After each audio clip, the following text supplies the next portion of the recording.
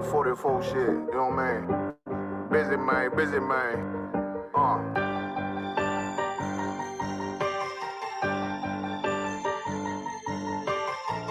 Look, when that shit drop, you step all the way on their neck, step on their neck and they head with that shit. Fine then, I ain't show no mercy, we gon' show them boy what time it is. I pop out like I'm Samuel, I got time to kill. Haters thought I died, I survived. They don't know how I did it, got it out the mud, straight to glory. They don't know how I did it, nice but show them skills, how I show them skills. He ride but he don't work the wheel, how I work the wheel. They mad, I'm too solid, circle tight, yeah. You see them, know for my life, I ain't word. I got rank for real, I got real soldiers, kill for me, nigga. Watch yourself. They say you been in beast mode lately, you is not yourself. When you dropping that fire, precious marriage, they inquiring. They start what's coming. I see them conspiring. Cross the line, them firing. This bitch here, finna break the spin. No kindness, I don't trust you, circle small. You can keep your features. Me and my niggas don't keep no seal. And it feel like Jeepers Creepers. Say they want some smoke, dog. So I brought these chimney sweeps. Coming like we coming, you can't even count. These niggas don't run it like we running, bitch. Don't even start. Bitch, I'm with my niggas till the end, till them do us part. If you wanna leave, you can leave, bitch. Bless your heart, fine then. I ain't show no mercy, we gon' show them boy what time it is. I pop out like I'm Samuel, I got time to kill. Haters thought I died, I survived. They don't know how I did it, got it out the mud, straight to glory. They don't know how I feel. He nice, but he don't show them skills, how I show them skills. He ride, but he don't work the wheel, how I work the wheel. Ooh, I got a man, circle tight, yeah, back and seal. I heard they want my life, I ain't worried, I got rate for real. Take over in effect, yeah, I'm fully focused. You might not see it on me, just know it's women, that bitch fully loaded. Ooh, yeah, we up and rolling. Told them I need major nigga, I'm joking. I'ma school them niggas like they baby Jody. Got it out the dust, now I'm too clean, don't know why they hate me. What you want out life, dog? Guns and butter, baby boy. UPK top, dog. Certified road runner. I'ma turn that eco-line to a damn tank. I got chopper stash in the attic like they Air Frank. They had that shit on lock till I snapped on them like bolt cutters. You cannot play both sides, gotta choose your colors. See I'm throwing that one up with that W, that's my blood, bro. Fine then, I ain't show no mercy, I'm gon' show them boy what time it is. I pop out like I'm Samuel, not time to kill. Haters thought I died, I survived. They don't know how I got it up, straight to glory. They don't know how I feel. He nice, but he don't show them skills, how I show them skills. He ride, but he don't work the wheel, how I work the wheel. Ooh, I got a man, circle tight, yeah, back and seal. Said they want my life, I ain't worried, I got rate for real. Yeah. Cold shit.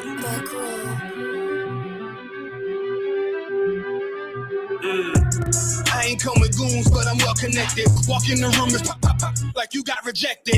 Let me see if you qualify or not. Spinning up in a tinted truck, riding around your block. Busy man. I get a word, he ain't this shit from top to bottom like a motherfucking ceiling fan. Hopping out the rental van, on my way to LAX. Brothers out in Cali and they killers out of every set. But I ain't crippin' on no blood. One West, all my niggas got it out the mud. Put your face on a t-shirt, memory of niggas acting tough in them songs, acted the drugs. I don't need no cases, all my pistols clean. So now I weigh my options, used to use the triple beam. Used to get the wop, mix it with the nicotine. Now I travel state to state and put on for my team. The fuck wrong with them? Ain't on my level, I should let my dog get them. I see niggas and they feelings all fill them. Kick the Glocky with me, it was like a ball with it. Me at the end, gotta stay patient. They hate me, Lord, I gotta stay patient. You one of them? Yeah. What's the problem? I'm one West, go to war with everybody. Cut the grass for the snake, fuck the gossip. Front line, soldiers, that's my posture. Gun draw, trying to curse an imposter. She get out the pocket, go to war with everybody, yeah. Shit that hate, make it to the featherweights. Niggas claim they hard, but they sweeter than a dedication. Hold on, think it's time to introduce. I'm a man and a beast and a stepper and a rover. Hold on, and a G and a soldier and a mover. Hold on, and a killer and a prophet and a shooter, nigga. Trying to stay humble, my shit crazy. Cold, you need the blue, no brick, baby. Can't be serious, you a funny boy, young fly. Look wrong, must be a dummy, I ain't gunshot. Fuck that little bitch, she a hook. Nigga swear he the go, bring him to the bush. The fuck wrong with him? Ain't on my level, I should let my dog get him. Niggas in they feeling, don't feel them. They Glocky with me, it was like a ball with us. We at the end, gotta stay patient. They hate me, Lord, I gotta stay patient. You one of them? What's the problem? From one west, go to war with everybody. I'm from Philly, and get hot, you catch a cold case. I'm one West, these brothers trying to set my soul straight. They done turned me to a prophet from a demon, and I'm locked in this shit and I ain't leaving. Never. Ski mask transform to war mode like I'm Voltron. Stamp on my head and my chest from the most high. Put something tight around your neck like a bow tie. Got my niggas waiting charged up like they phone died. Red letter, drip clean, it looks so fly. Claim me riding, that's why I left his ass roadside. He gon' die.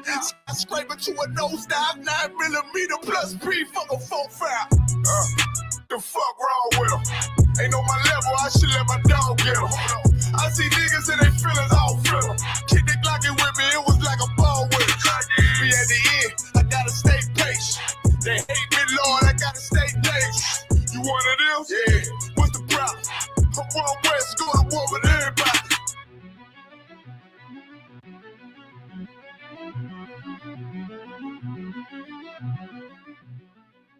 Yeah, it's that time of year. We gonna be in Houston, Texas from April 1st to April 5th, celebrating the Lord's 57th annual Passover under Commanding General Yohana. Jam-packed, full of events, line dances, fishing, horseback riding, rides for the kids, bounce houses, and the annual lamb slaughter held at the PH Ranch. And it ain't no party like the all-black party, the annual all-black party. 14149 Player Street in Houston, Texas. You know it's gonna be lit. All leading up to Saturday, April 4th, the Lord's 57th annual Passover. You still got time. Go to ISUPK.com to pay your Passover fee. 18 and over, $200. You do not want to miss the Lord's 57th annual Passover. Houston, Texas. Shalom.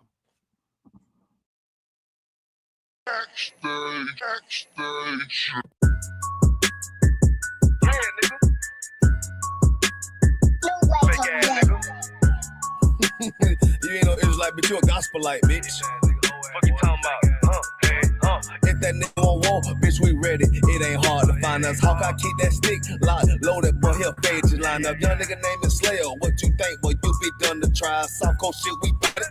UPK, you solid. Little bitch think I'm crazy, think I'm playing like bitch, I ain't the one. Warfare every day, so who is you, bitch? I don't need your love. Killers right round the way. What you think? I love this brotherhood, a hood. More than you, bitch. Sharp on shit, I'm about it. UPK soup salad. Fuck nigga don't want war. It ain't enough clips in your army. All the bitches wanna take my piece. My hoe wanna take my piece. All the nigga wanna take my piece. No, I can't let a dog take it from me. I can't let a dog take it from me.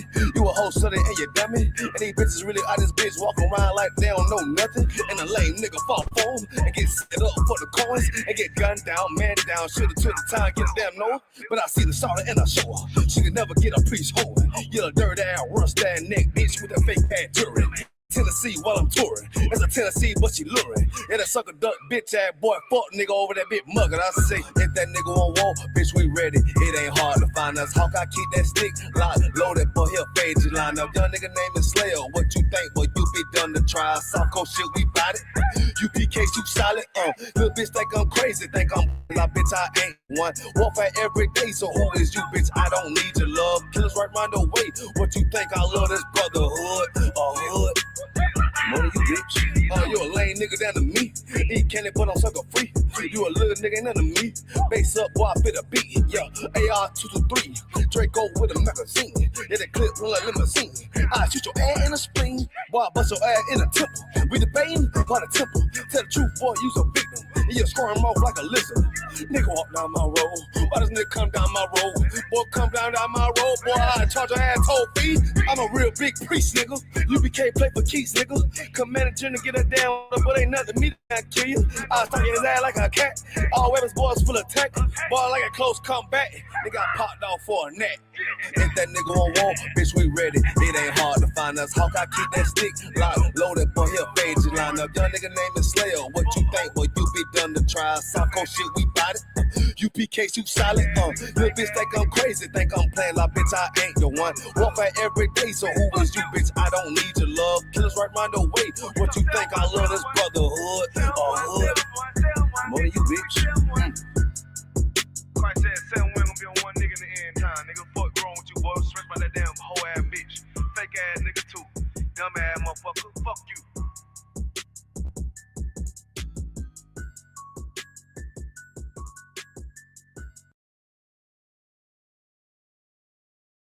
Shalom Israel, with the Israelite School of Universal Practical Knowledge.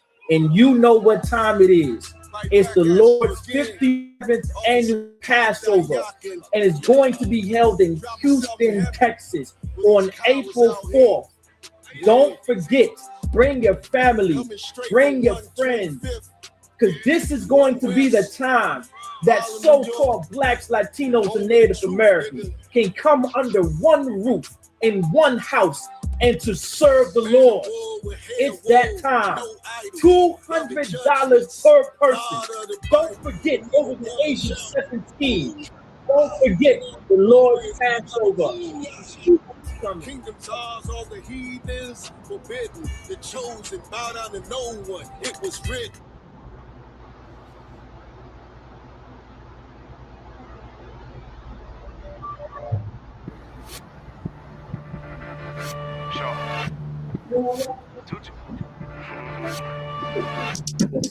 Y'all, that should have Don't let your strongest muscle be in your goddamn them Twitter fingers, nigga.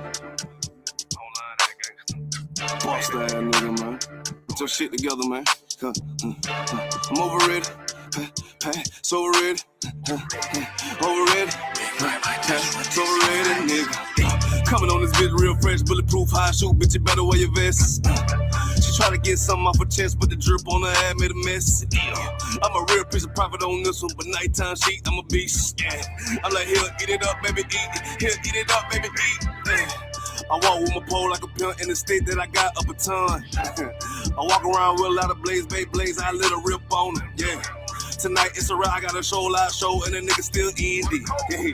UPK niggas winning, UPK niggas gifted. Hey. I had a little money, but I lost a little money for that punk ass job. Now I'm getting paid off passion, so it's only right that I stunt. All right, nigga wanna hate. Estábamos en un oeste calle 725 Harlem, Nueva York.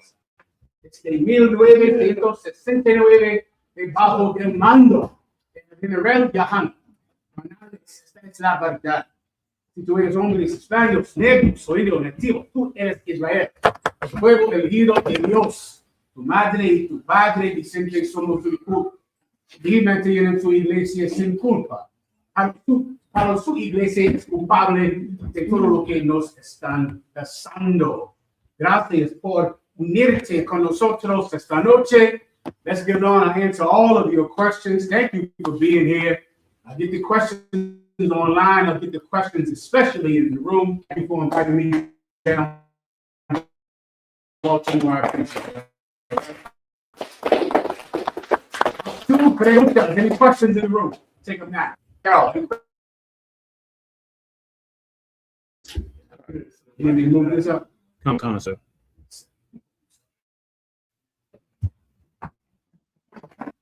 You know, we think is that right? Right. So, all right. So when it comes to breakdown about putting the branch to the node, The breakdown set. the breakdown about putting the branch to the node, the smoking, is there anything that shows like in history that that's how Israelites like how they smoked and they did things? I understand the breakdown, but for somebody, if I'm trying to preach it, if I'm trying to teach it to somebody, like how would I? They say, how do you know that's what it is? You know what I mean? Okay. Well, I would do always be on the offense. Even the concept that you're describing is you on the defense. Oh, okay. Ask them what it means. What would they say? Just think. I mean, put yourself in their shoes. You're reading that precept, and it's talking about putting the branch to your nose for what? For what reason? It's in the Bible, right? Tell them to break it down. So if it doesn't mean inhaling it, why is it to your nose? Because your nose, of course, doesn't do anything else but inhale. right? So then what you want to start with first is make them break it down, which is a bad habit when you're in the truth, because when you're in the truth, you are the minority. And when you're the minority, it makes you feel like you have to defend what you believe, because they don't have to defend it. Because everyone believes it. A Christian never has to defend what they believe. It's accepted by everyone. Everyone believes that a virgin woman never had sex, had a baby. And before the UPK, no one had to defend it ever. It was known that she did not have sex and she had that baby. And that is that. And that's what Christians run with our system, Renaissance. So what you want to do first is to make them explain it. I'm saying they were inhaling smoke from that branch. And what are you saying? What was it to the nose? Now, if you want to precept after that, now start there in your mind first, right? Because if you're not there in your mind, you're going to lose that battle, even if you have the ammunition to push your arm. You're still going to lose, because it's like being in a, you're not punching. You cannot win a fight without punching, without kicking and clawing and biting. So you're going to have to go there in your head to win any fight in anything. You understand? After you're there, then go to burn incense unto other gods. Are you familiar with those? You can pull one of those if you would like, okay? You want to burn incense, you combine these two. You learn about what this precept means with another precept. Precept upon precept. And you want to go to how they burn incense unto other gods. And you just ask him, what do you do with incense? Do you see them? Do you taste them? What do you do with incense? There's a word in there, right? And incense, what's that word? Say, how do you smell the thing? How do you smell the thing? Answer. That's all you have. It's kind of, I don't know what the controversy is about.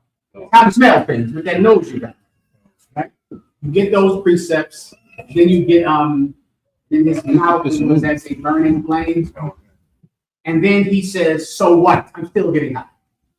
Which is the whole issue with drugs. The issue with drug addiction is not, do they know it's wrong?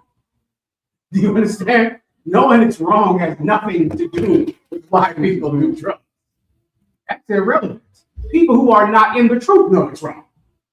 If you've never read the Bible, you don't see what it did to your father, to your grandfather, to your community, to your neighborhood, to your people. I still have to break down the drugs are wrong. I'll check the Bible. I'm not going to break it down. Go get high and see what happens. Learn the art. Learn the way your father learned. Learn the way your uncles learned. Don't listen to me. Learn from God. He'll teach you the other one. So once you do all this, you realize that this is a relevant matter, because they're not getting high because they don't know there's a scripture against it. They're getting high because they're addicted to it and they cannot stop, because it would take extreme self-reformation to stop getting high. And it's extreme.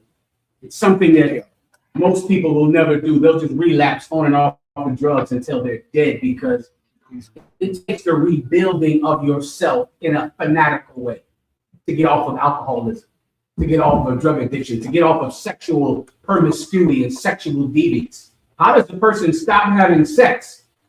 The way they enjoy it. The way they've enjoyed it since they were 11. How do they ever stop that? How do you even tell them to stop? Do you tell them to stop? You bet. Because they must. They must stop. You're going to have to stop being a sexual deviant.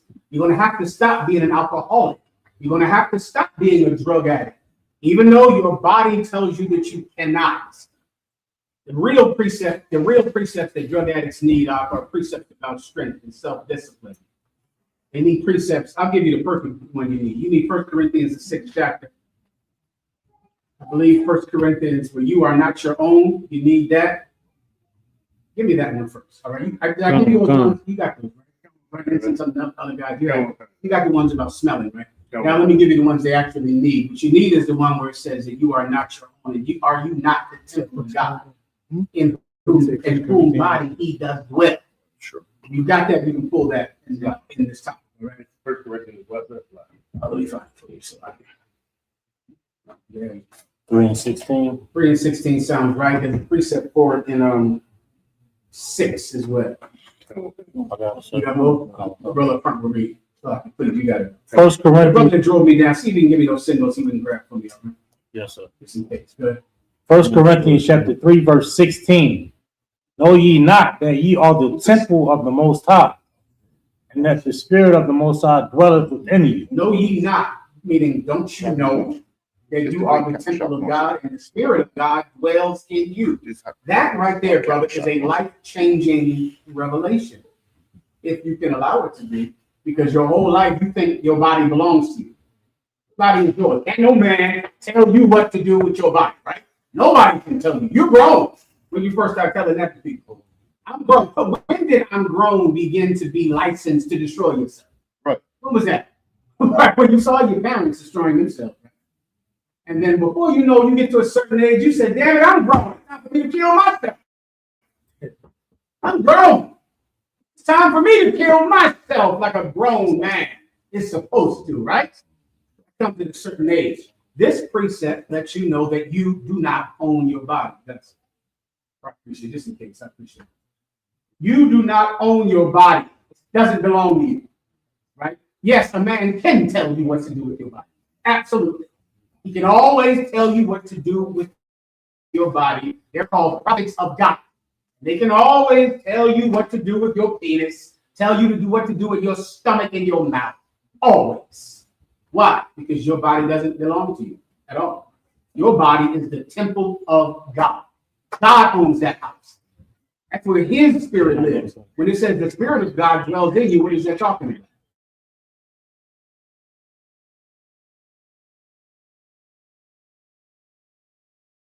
Take off, you're going to give me the wrong answer.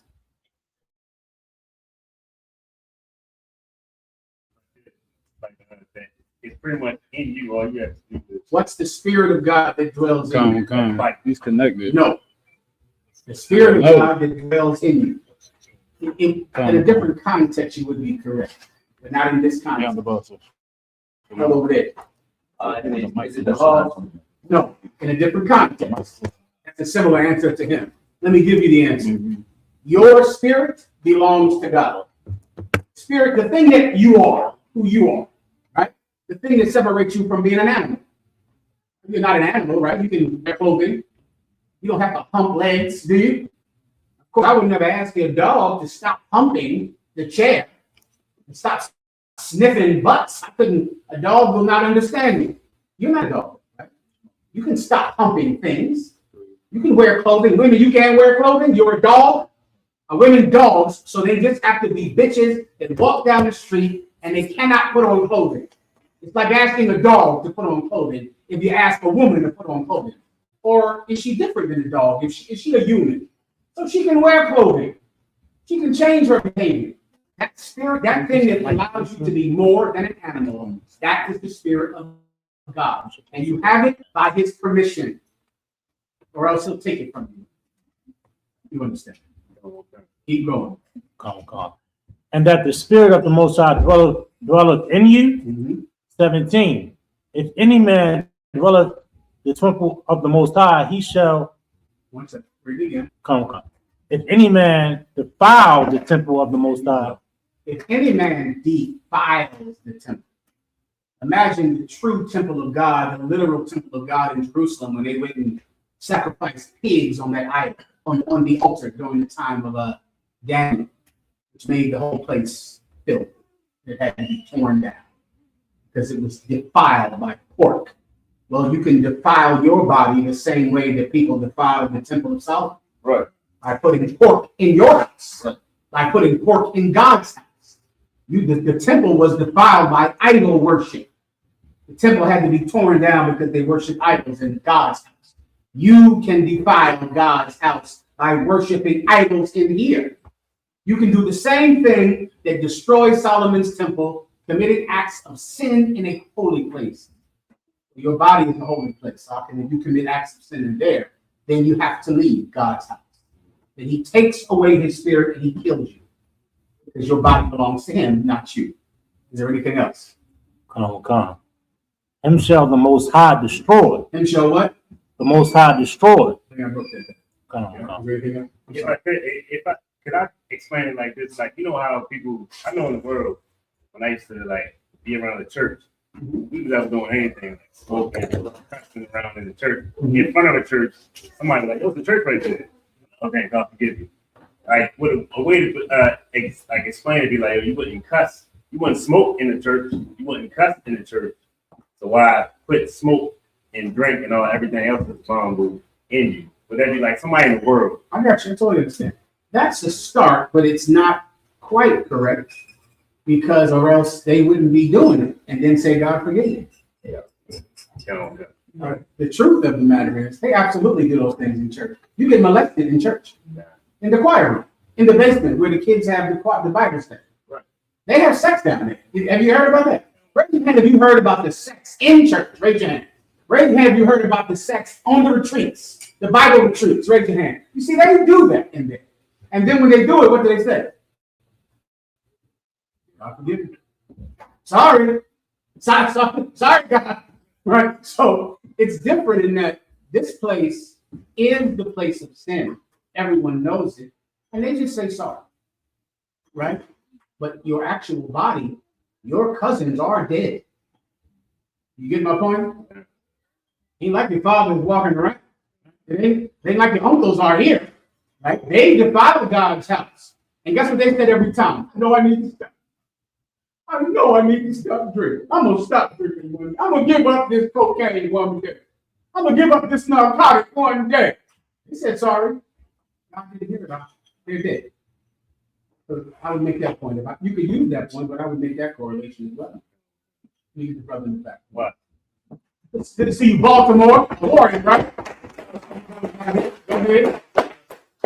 Aria, Water, good to see you. Rock, good to see you. Come on, Warriors. You got it. The point he was making, I remember I was watching this documentary on child molestation in the Christian church. Mm-hmm. And this girl was complaining, saying she was molested in the church. Mm-hmm. And they told her, are you really going to drag God's name through the mud in public? Because she had the nerve to complain that she was molested. It blew my mind, sir. I wish it was uncommon.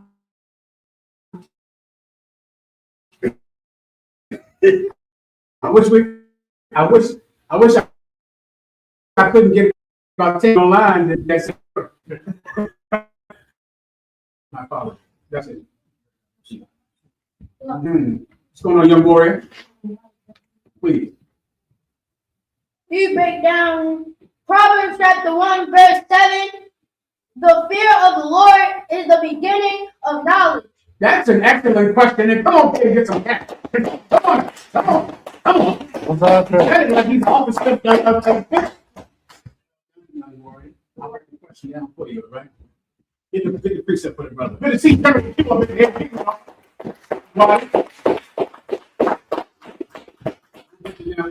Let me hear the question again.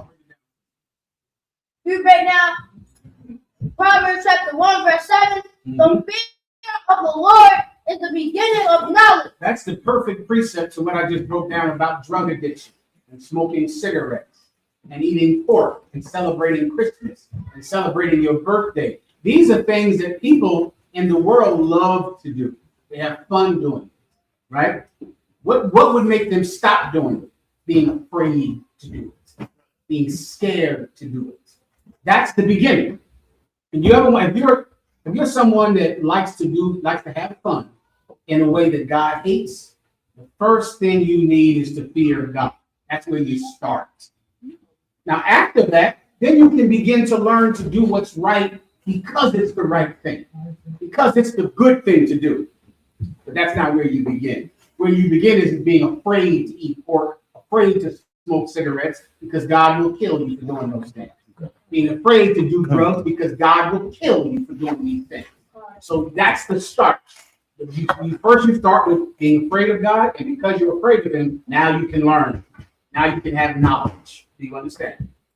Good to go with it. Give my hand. Well said.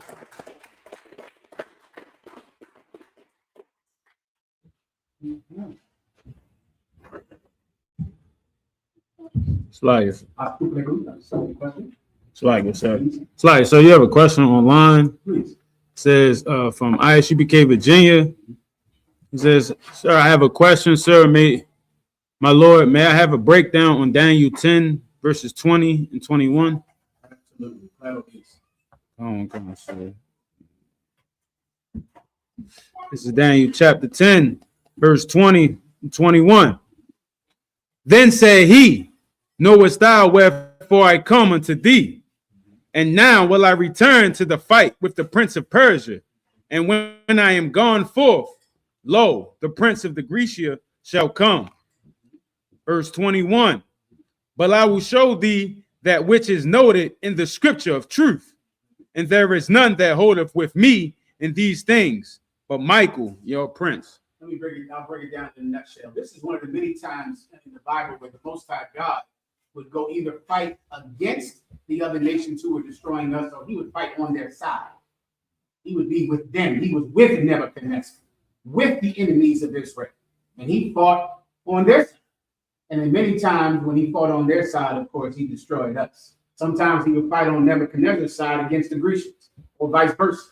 Other times he would be fight on our enemy's side to destroy us because of our disobedience against him. And this is one of those precepts. Speaking about the Most High God siding with this nation to destroy another nation, which is how battles are won today. Battles are won exactly like that today. Right? Is there anything else? Lots, sir.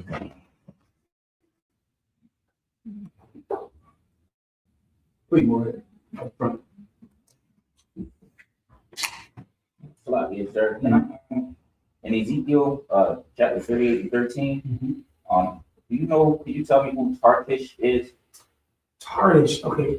I would always, you look that up in the Zondervan Bible Dictionary. I want to say it's something to do with Tyre and Zidon, but that's a country, but that's all I can remember. I don't know, Q has his dictionary out. In the dictionary, just look up Tarshish. Say that word again. Tarshish. Tarshish. Tarshish. You know, Q would look at it. Right? You can give it to him. Let him know what it is. Yeah.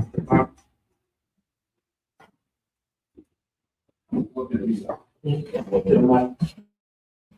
can read it for everyone. You got it?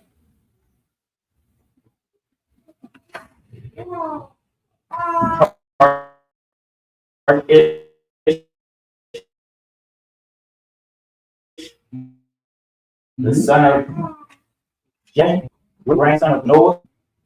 Second, a place presumably in the Western Mediterranean region. That's what you look for. Well, first, a man who had that was his name. Then they named this land after this man. So it was a country in this place. So when we read about these prophecies, it's the Lord, talking about how rich this place was, or the Lord talking about how he's going to destroy this rich place. You understand? Anything else, please? We have questions online. Sir. Oh, Salakia, sir, you do have another question, sir. Please, you got it. Salakia, sir, can I get a break from ISUPK Syracuse? Can I get a general breakdown on Revelations 12, 7 and 9? Absolutely, Syracuse, no problem. Let's hear it. Con, sir. Revelations chapter 12, verse 7. And there was war in heaven. Michael and his angel fought against the dragon, and the dragon fought his angels.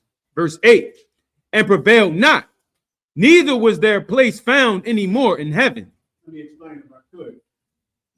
This is a prophecy that John had, the disciple John, when he was in prison, on an island prison like Alcatraz or Rikers Island in New York. It was an island prison.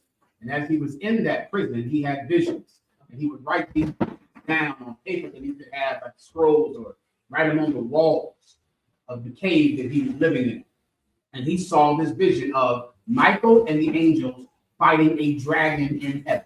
So as you are reading it, just think this is visually what he's seeing. You see in the sky a seven-headed dragon fighting Michael and the angels. And then, of course, the Most High came back and telling what this vision meant. This is the revelation of the vision. This is Michael and the angels fighting our oppressor on Judgment Day, the day we are all waiting for. The day that right now, because of the war in the Middle East, and because of meteorites hitting the planet, and because of the damn price of gas, we're supposed to know Jesus Christ is coming back. You're filling up your gas tank. He's supposed to tell you we in the end times. Jesus, well, he's seeing that. He's seeing a war. And our oppressor loses that war. He loses that war, and he's seeing him lose that war. And when he says, neither shall there be any more place for him in heaven, meaning he's not going to rule anymore. Think about heaven like a heavenly state, like he's up on high. He lives up there. His skyscrapers are up there. Apologies. His planes and satellites, and the white man is watching you from space. That's how your phone works. That's how GPS on your phone works, because he literally knows where you are in your car from space. From space, he knows that you are. Light went off just now, just to tell you. Literally, he knows from space that you are sitting there in that car on that spot. He sees you there, right there. Well, he's in heaven. He sits on high. He won't forever. Soon he'll be gone. Soon he won't sit above everyone. Soon he won't lurk down on everyone on the planet Earth. Soon he will be low down. Soon he will fall from his heavenly position, and he'll come falling flat to earth. That's biblical prophecy, and you're reading about it right now. General Cabal. Isaiah 14. Let me hear it first.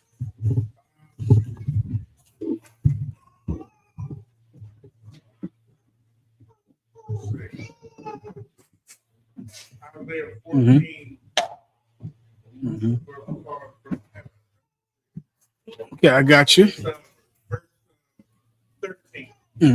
Go ahead. Someone read for him, please. Whoever has the microphone. Verse 12. Sir. How's my sound? Am I jammed up? Okay, solid. You got Salakia. This is Isaiah chapter 14, verse 12. How art thou fallen from heaven? Go ahead. O Lucifer, son of the morning. Okay, no, we're not here yet because he has not fallen. All right, this is about a time when you're going to look at him and go, my God, I can't believe we ever followed you.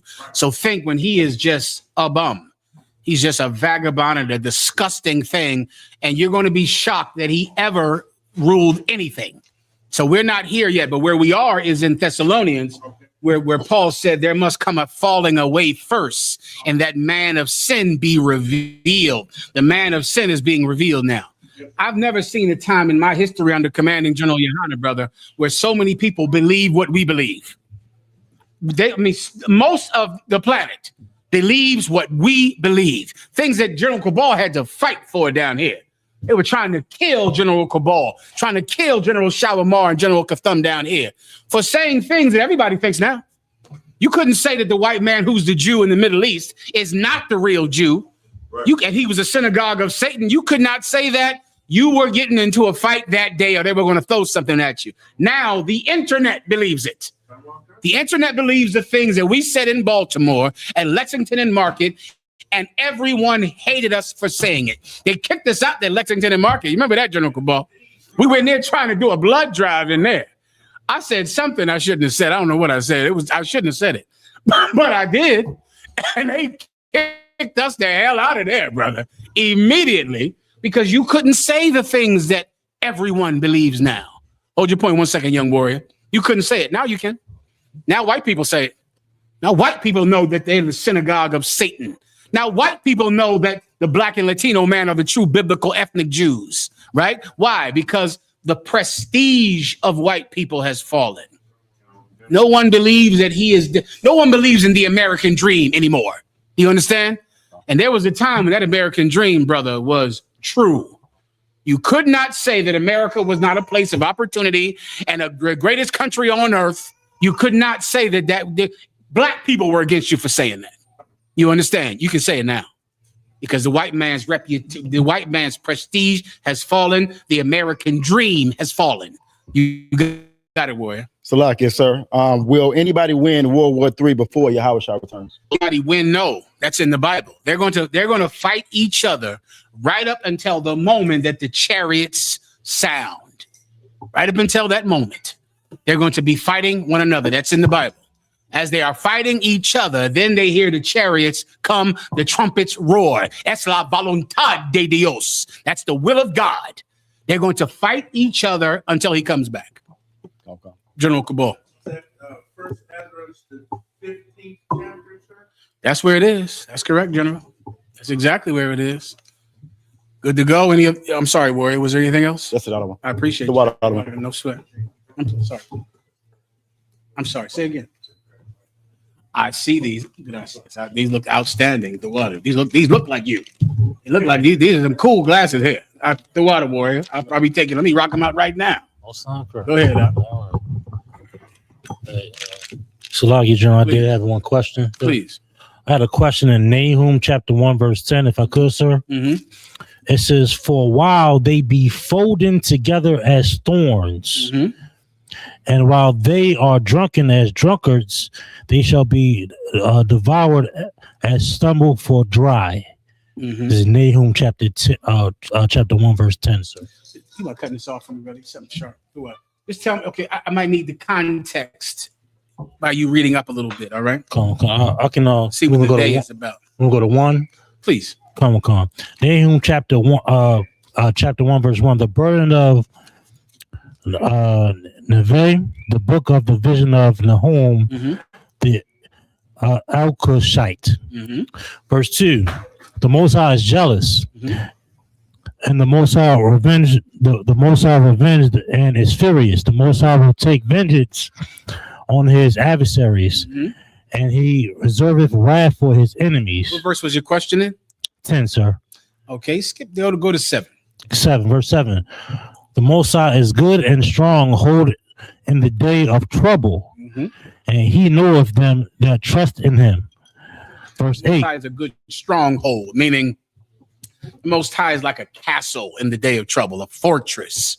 Meaning if you stand behind his protection, you'll be safe, which is what a stronghold is, all right? Go ahead. Come on, if I could, sir. Is the day of trouble the end times or the day of trouble is just in general? A bed of trouble is in general. Come on, which would include the end times, which would include the ghetto, the body or the reservation, which would include being born in your family. You were born in the bed of trouble. The bed of trouble is trying to make you explain, it's trying to make you understand that you live in this trouble. Do you understand? Which other nations don't understand.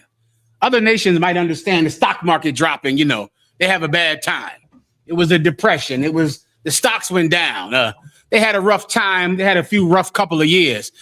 No one but blacks and Latino understand living in trouble. It's your bed. It's what you live in. You live in drug addiction. You live in alcoholism. You live in crime. You live in ignorance every day. Your father lived in it. Your grandmother lived in it. And your great-grandmother was a slave. That's you. You live in this. Well, the Most High can be a fortress, a stronghold in that bed of trouble. As you're living in it, stay close to him. Stay close to him because you're living in trouble. So what do you want to do? You want to be the one person in your neighborhood that does not get high. The one person in your neighborhood that is not an alcoholic.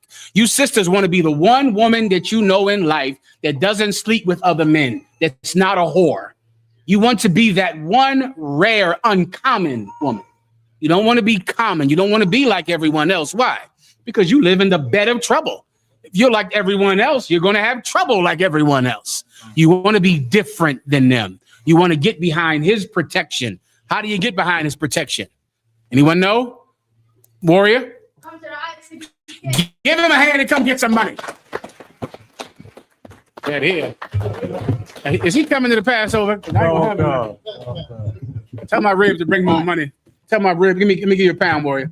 Tell my ribs to bring more money to the Passover. I don't think I'm gonna have it now. Y'all know about the gas prices. Did I tell y'all about that? No, God, sir. He don't know. He's unaware of the gas price. All right, go ahead. Next. Any other question? I think. Do I need more? I'm sorry. Go ahead. You didn't go to 10 yet. Please. I'm sorry. Go ahead. Come on. A stronghold in the day of trouble, and he knoweth them that trust in him. Oh, you get that? I pray, right? Come on. Keep going. Verse 8. but with an overrunning flood, he will make an utter end of the place thereof. But with a overrunning flood, he will make an utter end of the place thereof. Where's the place of your bed of struggle? Right here in bondage, in captivity. He's going to make an end of this place, Doc. The place that killed your grandparents. The place that killed everybody you went to high school with, all of your friends. The place that killed your children. Right? There's a reason that Black and Latino women have so many abortions, which no one ever deals with. I see a constant debate on CNN and in the Congress about we should have you should be for abortion. You should be against abortion. You should be for abortion. But what I have never heard, except for by commanding General Yohana, is someone saying, let's fight the conditions that push a Black and Latino woman to get an abortion. There's a condition that she lives in that makes an abortion a sound decision. And without being in that condition, she would not get an abortion. White women would get an abortion if they lived in Beverly Hills. They would still get an abortion. White women would get an abortion no matter how rich they are. Black and Latino get an abortion because of the bed of trouble they live in. That in their mind is the best solution, to not bring a child to share this bed of trouble with me, to not bring a child in here. And no one ever fights to change that, the Democrats or the Republicans. No one ever says, well, damn, Black and Latino women are having so many abortions. Maybe we should stop oppressing them and taking away every opportunity. Right here in this city you live in the DMV area, 400,000 Black women lost their jobs in a year. Now, what in the hell do you think they're going to do when they get pregnant? Now what? They're living in their car. Now what? Those conditions are the reason you had an abortion. Those conditions. You brothers, when you get a woman pregnant, you go to drink yourself to death and cry. The minute you get any woman pregnant, you don't light a cigar like white men used to in the damn movies. You see white men passing out cigars in the waiting room. Meanwhile, I'm sitting there with my head between my knees, thinking, how in the hell am I going to raise a child? Well, you don't want to bring a child into the life you live. Change that life. You change it. And the Most High God is going to destroy this place that puts you in that bed. You understand? Is there anything else?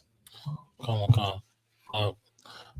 And darkness shall pursue his enemies. You get that, I pray, right? Come on. Go ahead. Verse 9. What do you imagine against the Lord? He will make an utter end. Affliction shall not rise up the second time. I pray you understand that, because that's the gospel. That's hope. What you're reading about is the hope that people in slavery wanted. Hope the people in West D.C. and East Side D.C., Baltimore, they needed that. East Baltimore, West Baltimore. They need to hear that this will not happen again. It won't happen again. That's hope, brother. Hope. Espero. That's hope. Anything else? This is where the question was. Verse 10. For while they be folding together as thorns, is the they our enemies? Keep reading if you don't mind. Come on. Together as thorns, and while they are drunken as drunkards, they shall be devoured as stumble for dry. Please read it one more time from the they. Come on. They be folding together as thorns, and while they are drunken as drunkards, while they be folded together as formed. You know what folded together as formed means? It means that your enemies are unified. They're tight. They're folded together as a form. All of our enemies. Who in the hell is not your enemy? Somehow the people who fought Vietnam, the white man and the Koreans fought a war. How many people died in the Korean War? Look it up. It might have been 50,000 people. How many people fought? Gracias. How many people died in, how many Americans? Someone look up how many Americans died in the Vietnamese War. How many Americans died in the Korean War? Look that up. Now, once I get that number, then I'm going to tell you something that is amazing to even understand. Whoever has the number, please, I'll take it. You should be able to Google it.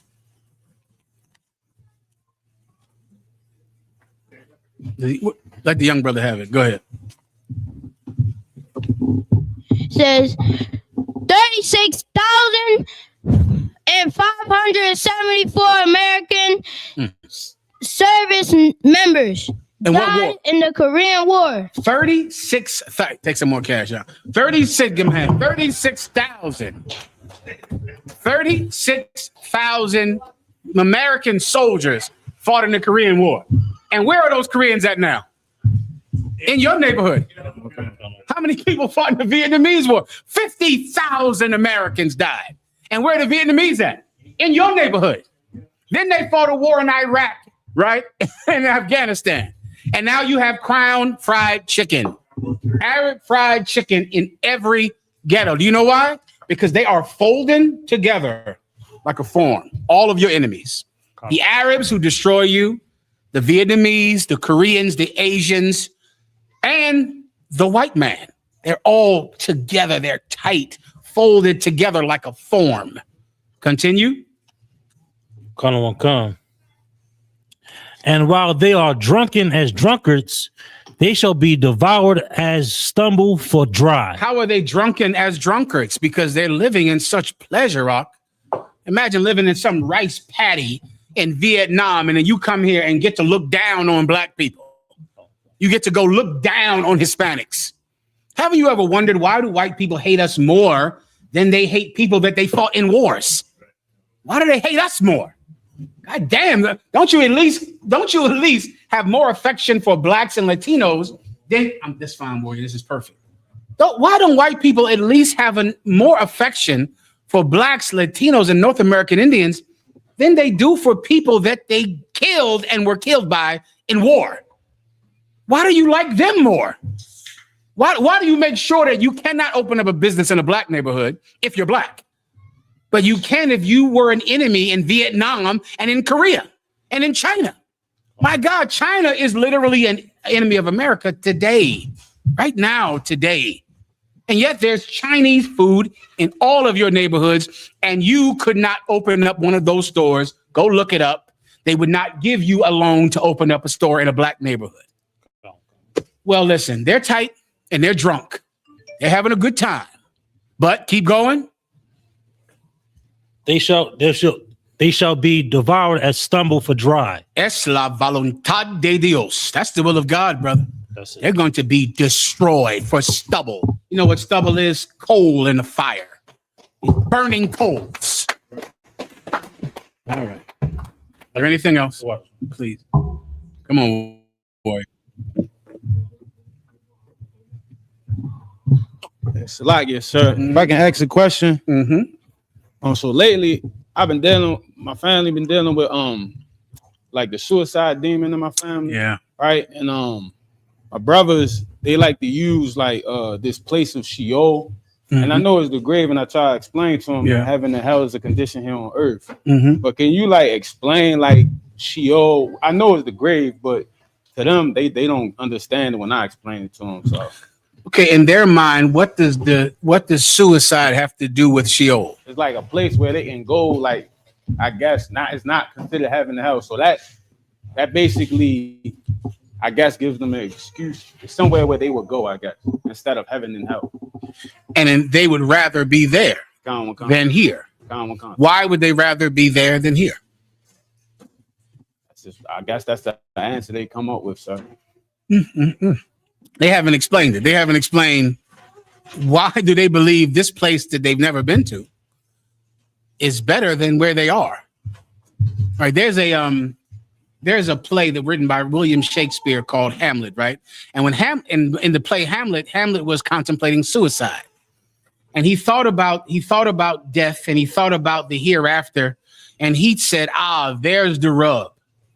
For in great contemplation, this place that we know not of, that we will not perish to go there because we don't know about it. It's the place undiscovered, the undiscovered country, death. Meaning because you don't know what's going to happen when you die, it makes people not kill themselves.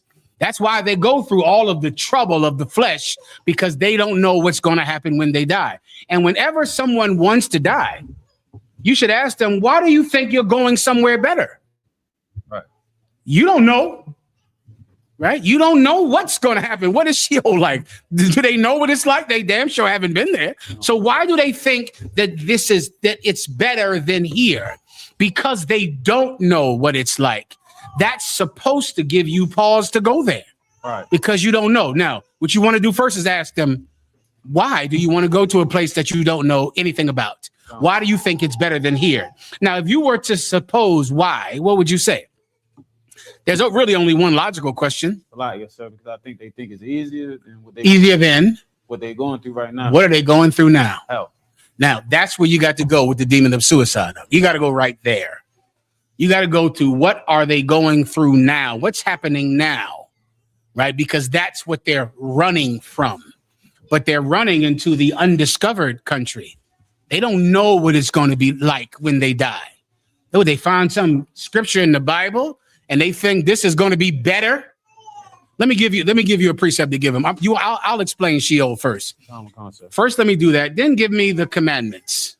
Give me thou shalt not murder. And then you have to understand that it seems like the people in your family, is this your brothers or cousins? Both my brothers. Yeah. It seems like that the people in your family are twisting the Catholic concept of purgatory with Sheol in the Bible dictionary, right? The Catholics taught the concept of purgatory. It comes from Dante's Inferno. It was written about the time of, I want to say 1600s, 1700s, Dante's Inferno, right? Where he began to, the Catholic Church, of course, at that time was an extremely decadent place. And you could buy something called indulgences back then, meaning you were allowed to sin. You could give the priest the money and you would be allowed to be a homosexual. You would be allowed to fornicate, to have prostitutes. You could pay for it. They were called indulgences, right? And the Catholics believed that as long as you gave money to the church, you could just pay for your sins and you wouldn't go to hell. You would go to this place called purgatory. And it's like an in-between place. Dante described it as rings. Like, so you got these top rings, that's heaven. These middle rings, that's purgatory. These lower rings, that's hell. You can look up these things as you go home, right? And they believe that you went to purgatory for a certain amount of time. They also called it limbo. That's where the term limbo comes from. It's like in between heaven and hell. And you would just stay there for a little bit, maybe a couple of 100 years, but that'd be nothing to you when you're dead. It'd be like 10 minutes. And they would just tell people that it's no problem. You could just sin. You could sin, do a little time in purgatory, and then make it to heaven later. Now, let me ask you a question about your brothers. Do they sin? Oh, God. That's why they want to die. Oh, God. Do you understand? They don't want to die to go to some place they don't know a damn thing about. Ask them to go to any city they ain't never been to. Right. See if they'll go. See if they'll get in a damn car, go to Bismarck in Mississippi, just hang out there for a week. They will not go. They won't. Hey, no problem. If you're willing to go to Sheol, I just want you to go to Memphis for 3 weeks. That's all I'm asking. Go to Memphis. And when he says no, ask him why. Why won't you go to Memphis? Watch his answer. Watch what he says. You know what he's going to say, right? I never been there. I don't know nothing about Memphis. That's what he's going to say, right? So then this is really not about going to a place that's different than this place. It's about their unwillingness to change their life so that they can live forever. They don't want to do that. They don't want to give up drugs, I'm assuming. Right? They don't want to give that up. They don't want to stop. So what do they say? I'm going to keep doing drugs. I'll just go to Sheol for a little bit. I'll hang out in Sheol for a couple of weeks, and then I can just keep being a stinking drug addict. I can keep going in and out of jail. I can keep doing it because I'm not willing to change my life to live forever. Here's what your brothers have to know. Brother, we in this UPK, we ain't going to Sheol or hell or nothing. Right. We're going to live forever. That's the plan. The plan is to never die. It's to absolutely never die. We're going to have victory over death, victory over muerte. We're going to survive it. We're going to exist past our enemies and live forever. Why isn't that possible? They're thinking, they're imagining going to some imaginary place. Why can't they just live forever? If you believe in Sheol You could just go live in some imaginary place. Why not just imagine you'll live forever? You know why, don't you? Because they don't want to stop sinning. And that's what it always is about. And so many times, because you love them, you might think you have to prove something to them when this has nothing to do with Sheol. Nothing at all. I just explained Sheol. Now I'll go to the Bible dictionary and explain it. But I just gave you an overall in general breakdown of Sheol. All right. Now just get your Bible dictionary. Okay. You good to go? The water to you, warrior. Go ahead.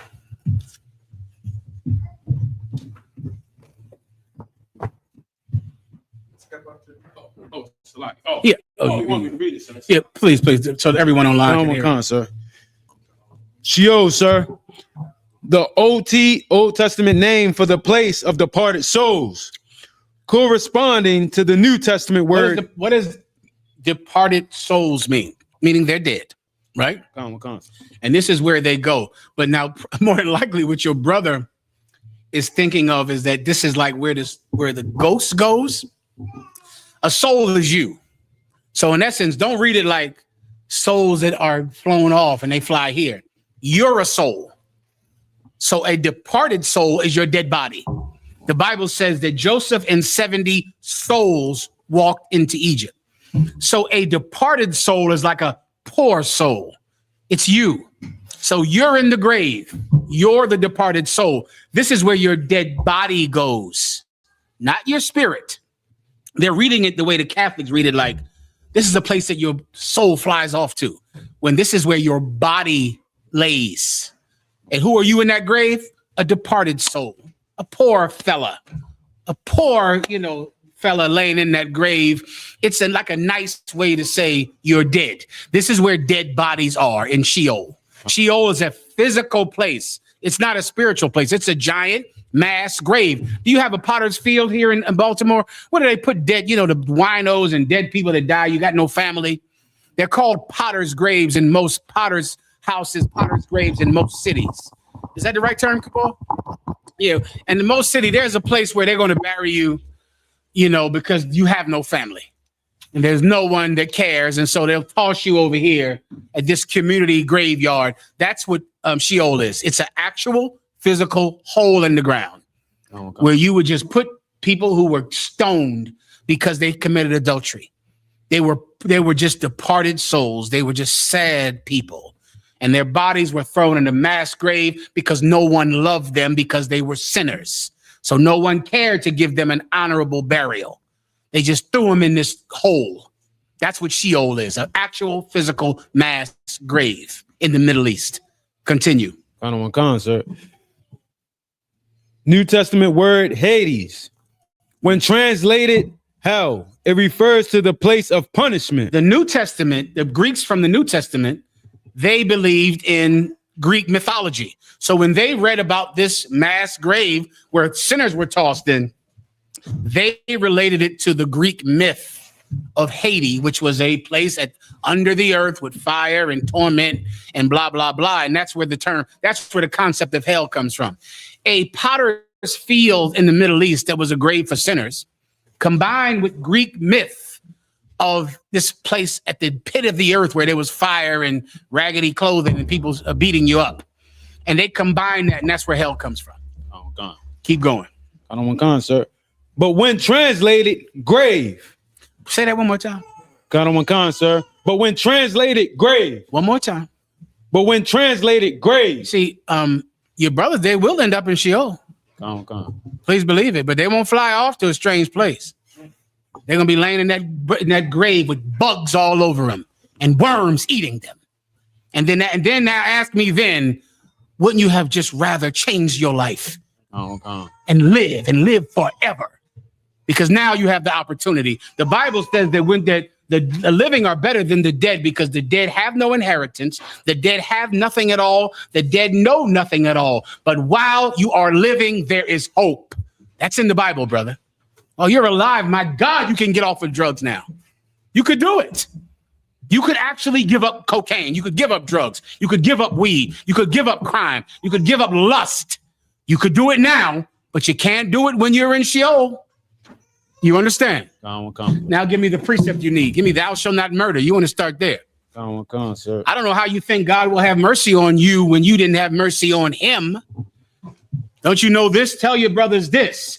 Your body is not your own, for the Spirit of God dwelleth in you, and whosoever defile the body, God will destroy. You recall that, don't you? Yeah, that's what's going to happen.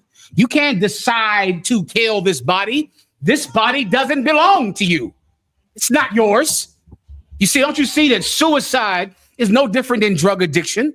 It's no different than eating pork and shrimp or having sex in some unlawful way. It's you taking liberties with God's property. It's not yours. All right. You don't get to decide to kill yourself. That's not your decision. You didn't decide when you were born. Did anyone ask you? When you were born, did someone get your permission? Well, no one will ask you when it's time to die either. That's up to God, because that body belongs to him. Read the precept. Con, sir. Exodus chapter 20, verse 13. Thou shalt not kill. Read that again. Exodus chapter 20, verse 13. Thou shalt not kill. When you read that in the original Hebrew, that's thou shalt not murder. General Cabal, what's the word? Murder? What is that again? Just something. I forget the name of it. Murder in Hebrew, I forget, but it's some shell word, I forget. What do you want to say, General Cabal? I have a precept. Please. Psalm 33. Read that, warrior. Con, sir.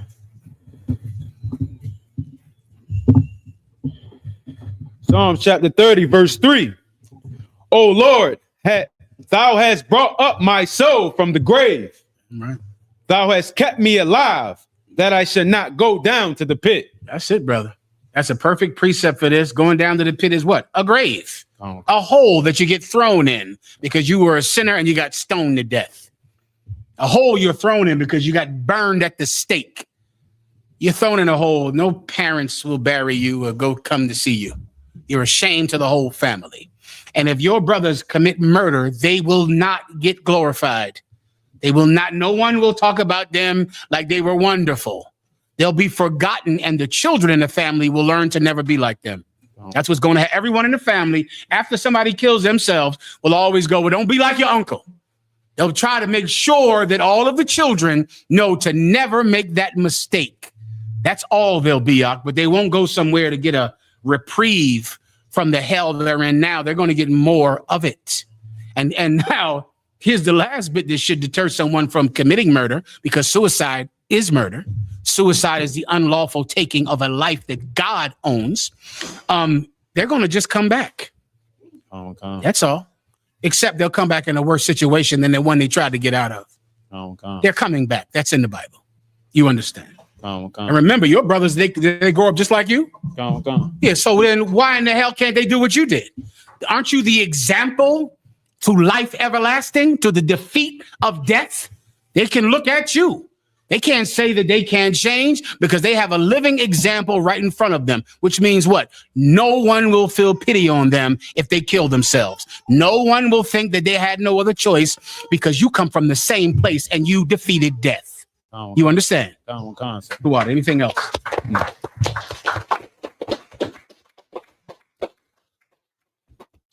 Sir, that's it. The water, sir. I appreciate it. Water to you, warrior.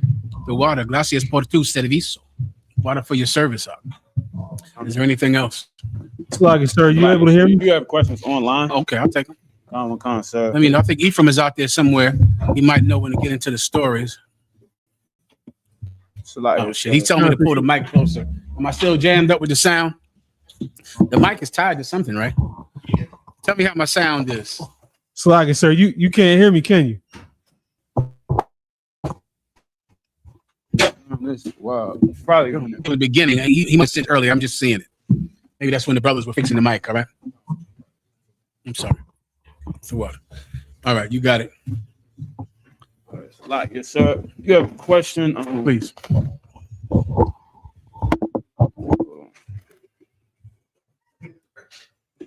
It says from 90s best era.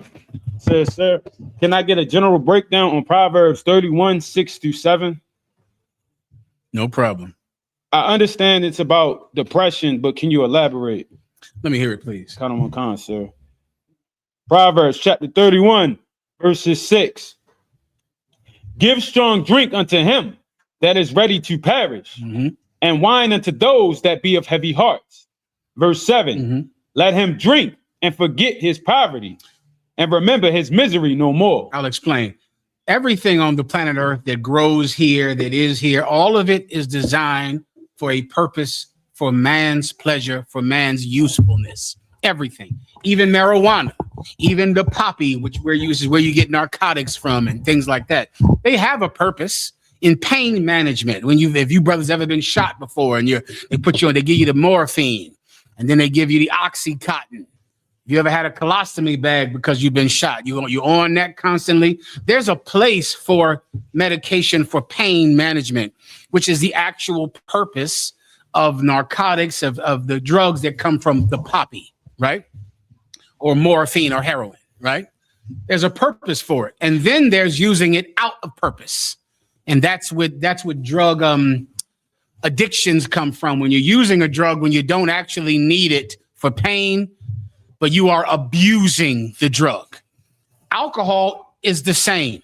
Alcohol has a purpose. What's the purpose of alcohol? The purpose of alcohol is to have delight in a way that a poor man can afford. Do you understand? There was something called the gin craze in Great Britain. I want to say it was in the late 1800s. You can look it up. Late 1800s, early 1900s.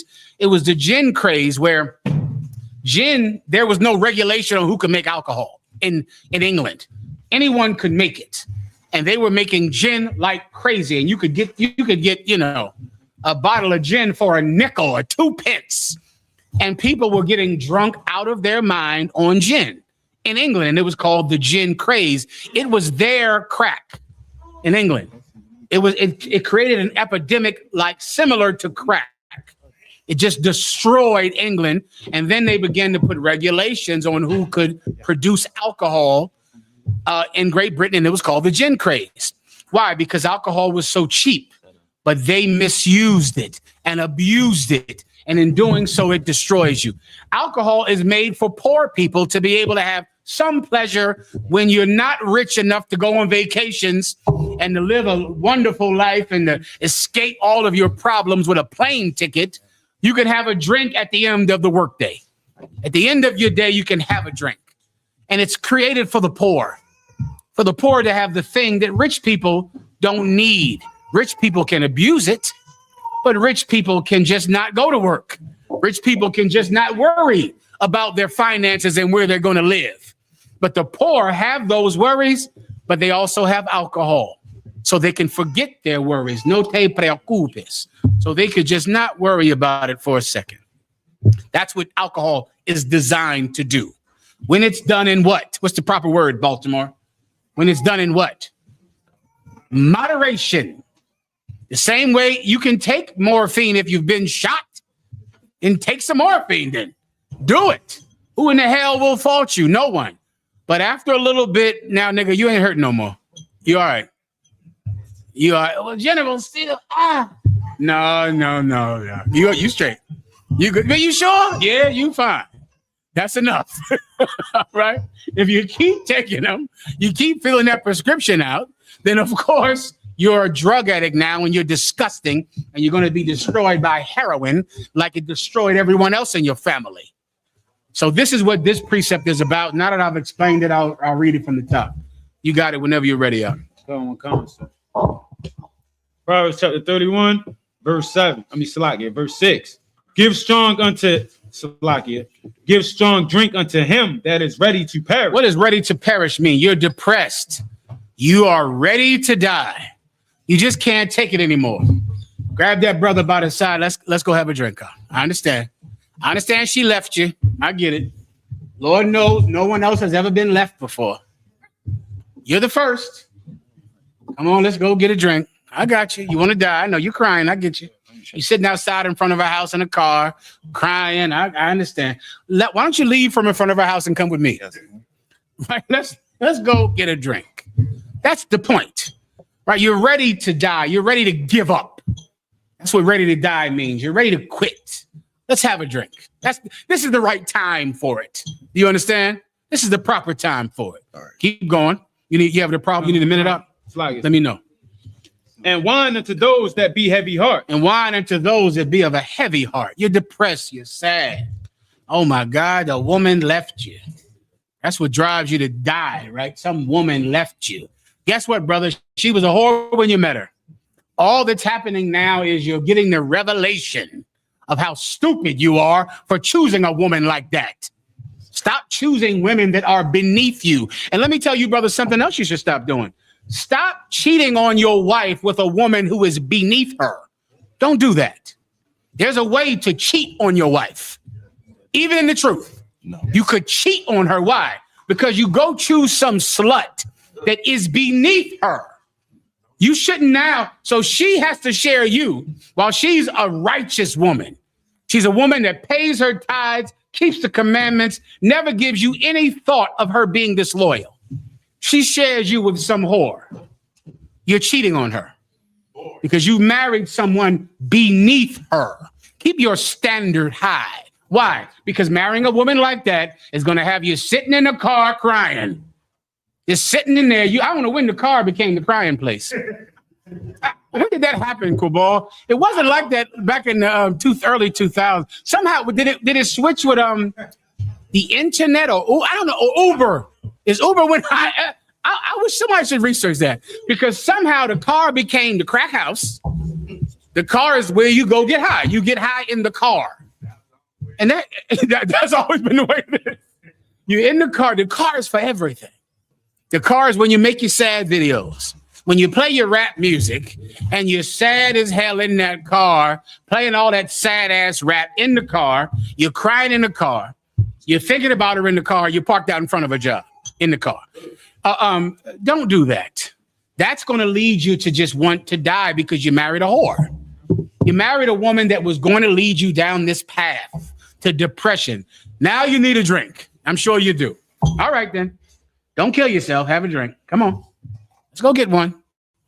I hope you're better. Okay, we can't make this a habit, but we can have a drink. We can have one. You're miserable. I know you got left by a woman who was whoring on you the entire time you were with her.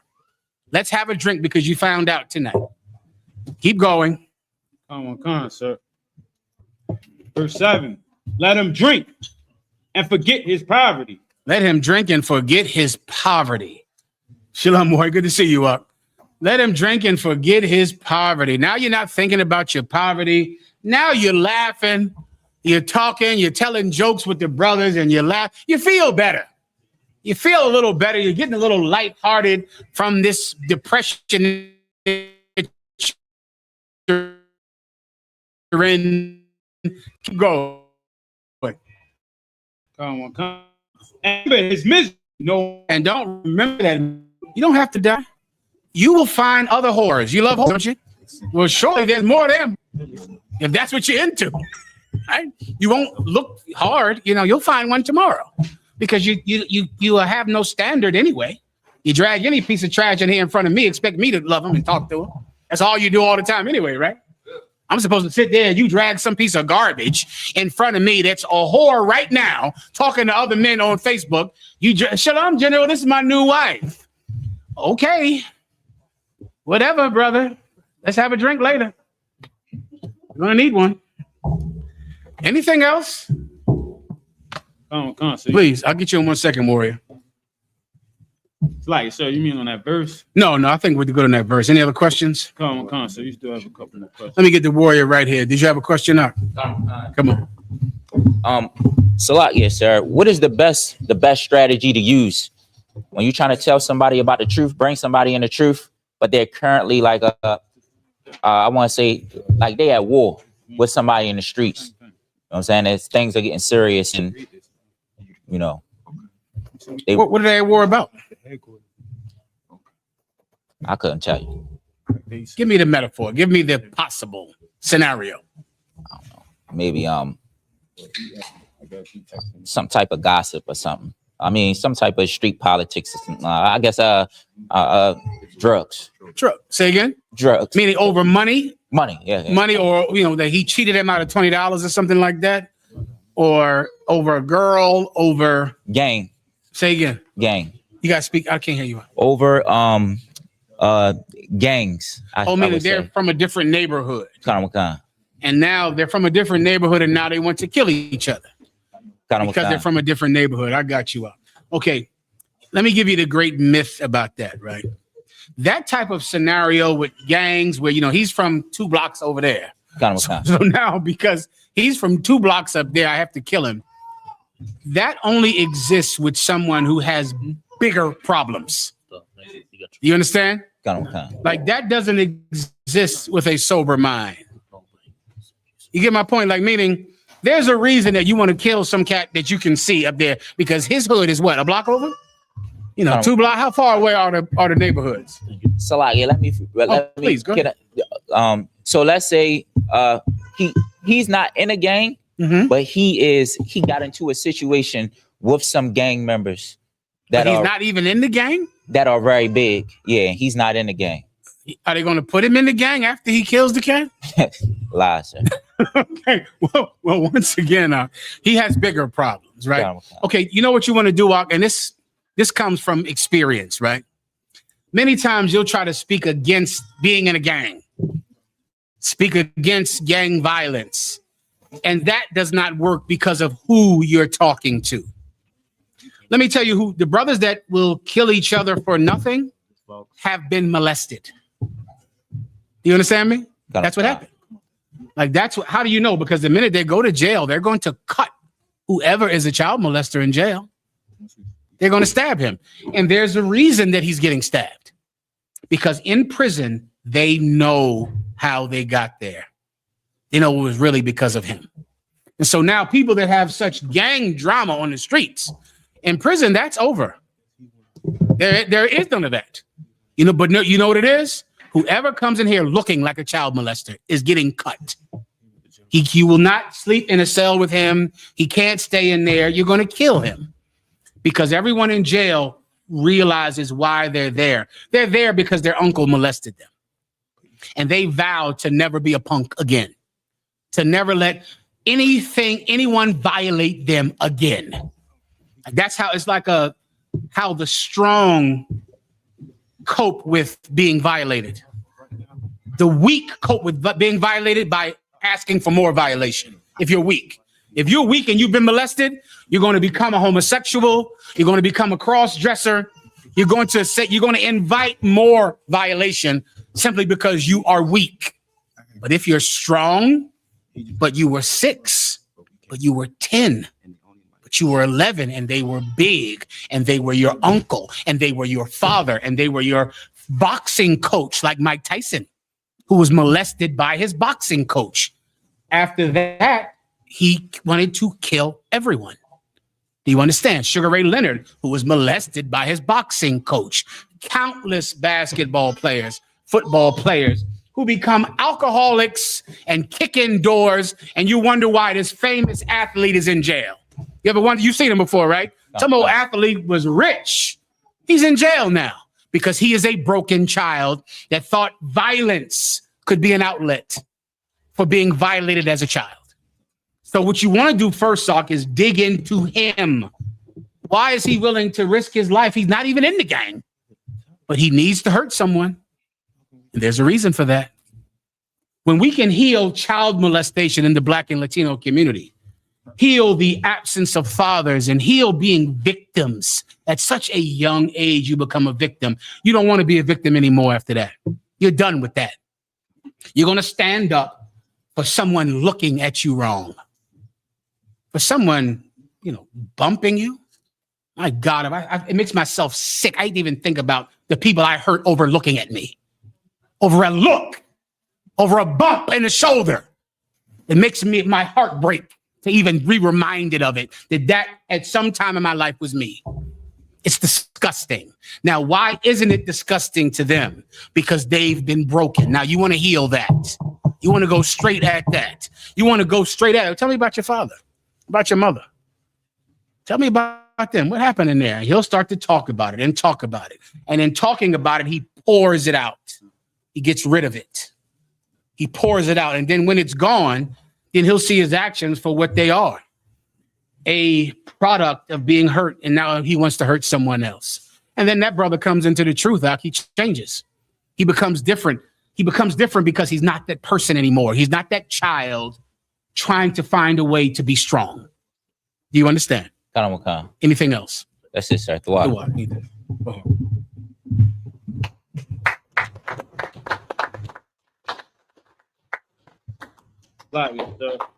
Please. Have another question. Open out your face, please. One more. It's a short one. Come on up, warrior. I saw this brother out there doing that thing with the kids. You hold it for the end. You hold it for the end. I'm not going to now. I appreciate it. That was a hell of a thing you did with those children, brother. A hell of a thing. Come on, get on camera. Let everybody see what you did with the kids. Yes, please. He's trying to put something in their head. Put something in the head of these kids. God damn, you give them nothing but bad memories. Put something good in their minds. All right, any other questions? Please. Salakia, General, if I may get an understanding on when would the angels in Revelation 7:1 be allowed to let go of the wind? At God's command. Es la voluntad de Dios. At the will of God. That's when angels take orders, brother, just like you. They're sitting in the Jordan River or the Euphrates River. They're in the Euphrates River, gnashing at the teeth. They cannot wait to be freed so they can destroy your enemies. But they're there and they're chained, meaning they're not allowed to do the will of God, because God's will now is for them to sit right there. It's for sit right there and just wait. So when will they do it? At God's command. That's when they'll do it. We all better pray that God gives that command soon as possible. That's what we better do. Anything else? Sir. I appreciate it. It is too much, but it's done now. So. I appreciate it. You're generous with it, but I have to get on. All right, go ahead. Some water. Like it, sir. It says, if I may, General, why was Peter forbidden to bury his father? Is it because the time was short for Christ being here and they had work to do? That's exactly the reason. Remember, if Peter went to bury his father, he would be unclean for 7 days. The entire time that Jesus Christ worked with Peter, historians say it was about 3 years. That was that. So time was short, and Peter did not get the liberty to marry his father, although the law said he could have it. Not in his case. Time was too short. That's correct. Go ahead. Also, if I could, that proves that Jesus Christ and the disciples kept the law. That's why he couldn't bury his father, because the law says you're unclean for 7 days, which means Jesus Christ taught his men to keep the law, because he could have just said, bury your father and come right back tomorrow and we'll keep working. But of course he didn't do that, because Jesus Christ was not a pecadores like you are, a sinner like you. He was not a sinner. So if Peter went to that burial, he was not going to be working with Christ for 7 days. He couldn't spare him. He could not spare him. Is there anything else? Go on, sir. Like it, sir. It says, can you break down Luke chapter 16, verses 8 through 9? It seems that, it seems to say that the children of the world are wiser than the children of the light, and that the children of God should make friends with the unrighteous. Let's break it down. But first, let's applaud that Baltimore accent that brother just had. Let them hear that accent. They need that accent. Let them hear that Luke and that 2 and all of that. They need it and they love it. People love your accent. Do y'all know that? They love it. They can't get enough of that Baltimore accent. Keep giving it to them, y'all. Clap it up. They cannot get enough of it. Go ahead, I'll break it down. Come on. Luke chapter 16, verse 8. Leave him alone. Now you're going to make him self-conscious. I shouldn't have brought it up, bro. I know people love it, though. The sister's going to love it. Don't worry about that. Don't listen to them. The women love it right now online. All right, go ahead. Come on, sir. And the Lord commended the unjust steward, because he had done wisely. For the children of this world are in their generation wiser than the children of the light. Let me give you context. This is a parable that Jesus Christ made about the Sadducee and Pharisee. I'm going to tell you the parable quickly, all right? There was a steward, meaning there was a manager, which is what a steward is, a manager. And he worked for his boss. And he was doing a terrible job at being manager. So the boss said, listen, I'm going to fire this cat because he's horrible at doing his job. And when he realized that he was going to be fired, before he got fired, he went to everyone that owed his boss money. He went to each one of them. And he said, listen, how much money do you owe my boss? And they would say, I owe your boss $100. He would say, listen, here's the receipt. Write down 50 right there. Write it down. Now you owe him 50. They would say, thank you. This is great. I appreciate you. The next person would come in. How much do you owe my boss? I owe your boss 200. Write down 100 right there on that receipt. Here's a new receipt. Write down 100. Thank you. I appreciate you. And he would do this all day. Then finally the boss said, I'm done with you. I'm firing you. And when he got fired from his boss, the people that he lessened their debt, they then paid him. They now owed him because he lied and told his boss that their debt was less than it was. That is smart when you know that you're going to be fired. That's the point. That's smart. You see, the children of this world are wiser than the children of light. These preachers, do you know what preachers have done? Preachers have not worked for God forever. I mean, I'm going to give them a break and I'm going to say since the 50s, maybe in the 50s when you had real men in the Christian church that were fighting oppression and fighting the Ku Klux Klan. Maybe you had men who actually kept the law, were trying to be manly. After Martin Luther King, the Christian church was a whorehouse. Since then. But they know that they don't have to serve God anymore because they serve the people. Now I can tell the people, God said you can't be homosexual, but I say that you can. Write it down. You can be a homosexual. You're allowed to be homosexual. God said you cannot eat pork, but I say you can. Write it down. You can eat pork. So now the people love the preacher, not God. They love him because this is the man that lets you be gay. He's great because without him, you would have a conscience about your homosexuality. You feel terrible about it. Every day you will wake up going, oh my God, I'm sinning. This is a sin. No, it's not. God loves you with unconditional love. God created you too. Now, what does that do for you? It lessens your debt.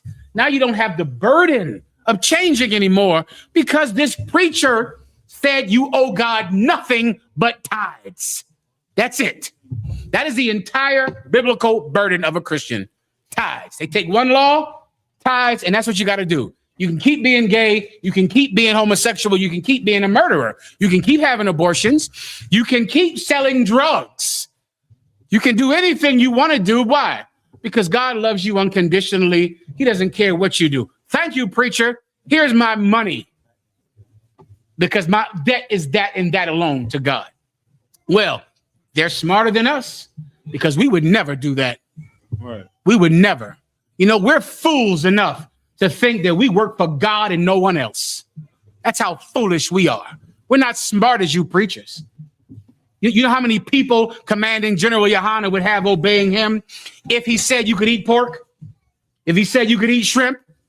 If he said you could be gay? My God, we'd fill up the goddamn with them Orioles play. We fill up the damn baseball stadium the same way Christians fill up a stadium full of homosexuals and pork eaters and child molesters who feel nothing about it, who have no conscience about it because they believe God loves them no matter what. They're smarter than us. They're way smarter than us. We're fools that believe you have to have integrity. That's the point. If you don't understand this kind of language, it's sarcasm.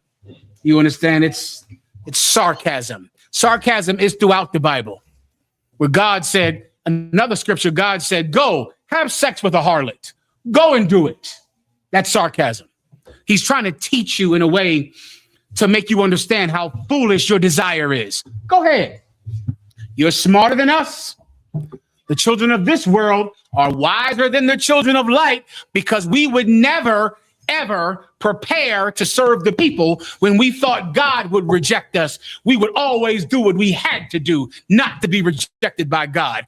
Dummies that we are. Fools that we are. That's how you understand this. Everyone gets it? Anything else? Come on, verse 9. And I say unto you, make to yourselves friends of the man. I think I broke that. That's what I just evil got me. Made friends with money because God would no longer be their friend. If you want a precept to prove it, give me through the foolishness of preaching while I teach these people. Look up the foolishness of preaching. That's all you need to understand sarcasm in the Bible. This is just another place that's a direct precept for this precept. All right? Whenever you're ready, it's in the New Testament. Come on, concert.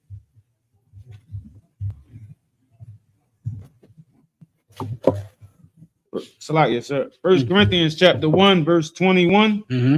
For after this is the wisdom of God. The world by wisdom knew not God. You see, this is the wisdom of God. The world by wisdom knew not God. We don't know God's wisdom because we don't think God is wise.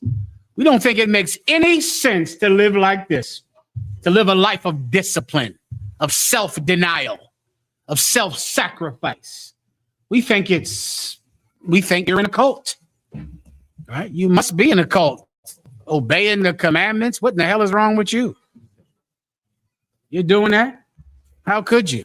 You women, you telling me that your husband has more than one wife? You're stupid. My husband is just a child molester and a rapist. Not like you dummies who have a husband with 2-3 wives.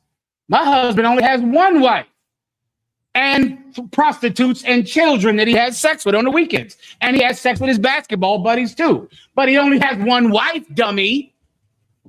That's women in the world. You're stupid because you believe in polygamy, which is what they call it. They're smart because their husband gives them a ring and has sex with his fraternity buddies and your daughter and your son. But you're the dumb one. You're the dummy. The world by wisdom doesn't know God because they don't believe that God's law is wise. Continue. Come. It pleased God to be foolish. Please, you got it. It pleased God by the foolishness of preaching to save them that believe. It pleased God by the foolishness of preaching to save them that believe. This stupid thing we do by teaching, it's so dumb. Why don't we just beat a tambourine and eat pork and molest kids? We'd get a lot more money that way. A lot more. You get the point, right? Is there anything else? Any other questions? Yeah, sir. You got one more question? I'll take it. It says, how should a sister deal with infertility? It's all I can think about, and it hurts every day. I just want to give my husband a child. I totally understand that, and that's a righteous desire, sister. Well, there's you want to first go through the steps. Many women think that they cannot have a child, and they can.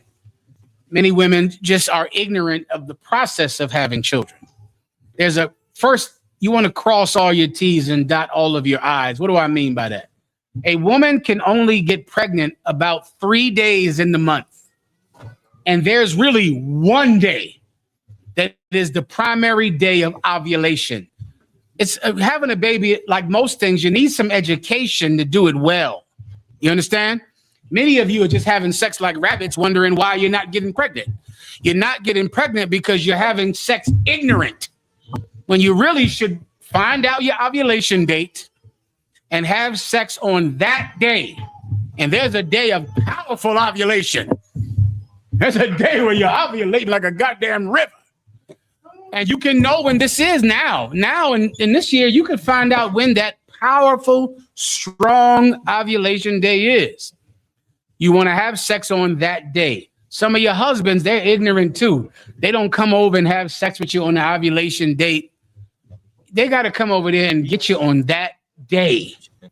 Now, I'm giving you that first, all right? So sometimes you're going to be shocked when you get pregnant because really you were just ignorant and weren't having sex on the proper day. But let's say you're a woman who has had her tubes tied or maybe is beyond the age of having a child, and you really actually cannot have a child. Well, even though you cannot have a child, you absolutely can have a child. Who wants to break it down for me? Anyone? Sisters, you know what I'm talking about? Anyone, you know, sis? Please raise your hand and give them the answer. Give her the microphone. They'll bring it over there to you. Can the microphone move or no? Oh, I'm sorry, please. Oh, there you go. I didn't see that one over there. My apologies. You got it.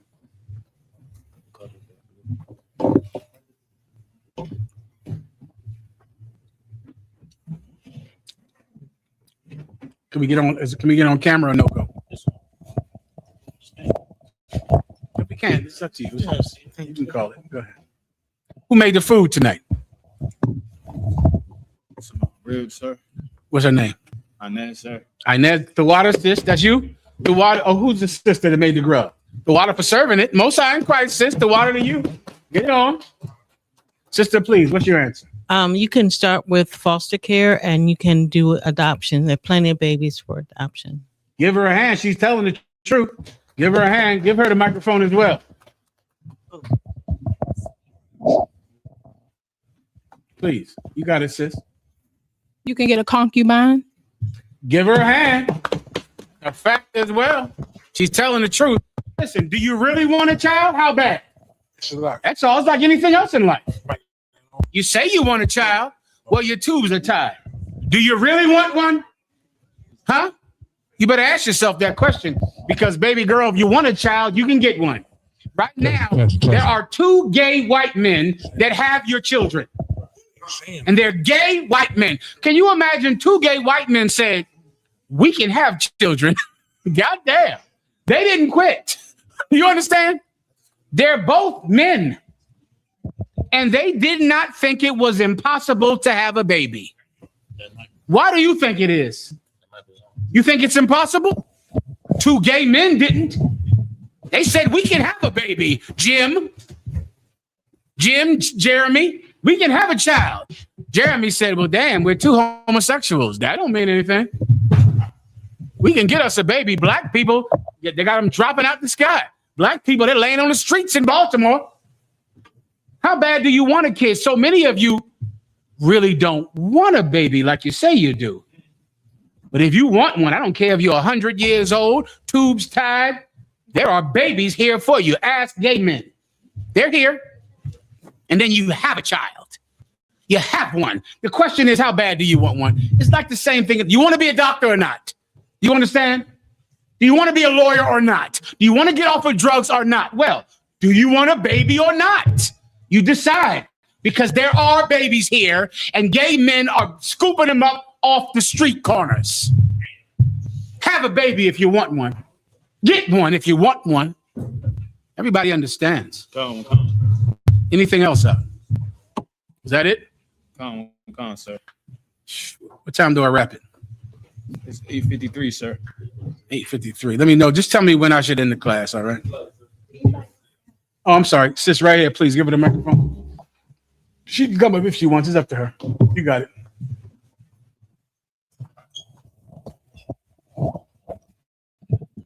Shalom, General. Shalom. In Leviticus 18:6-19, does uncover thy nakedness mean sexual in nature?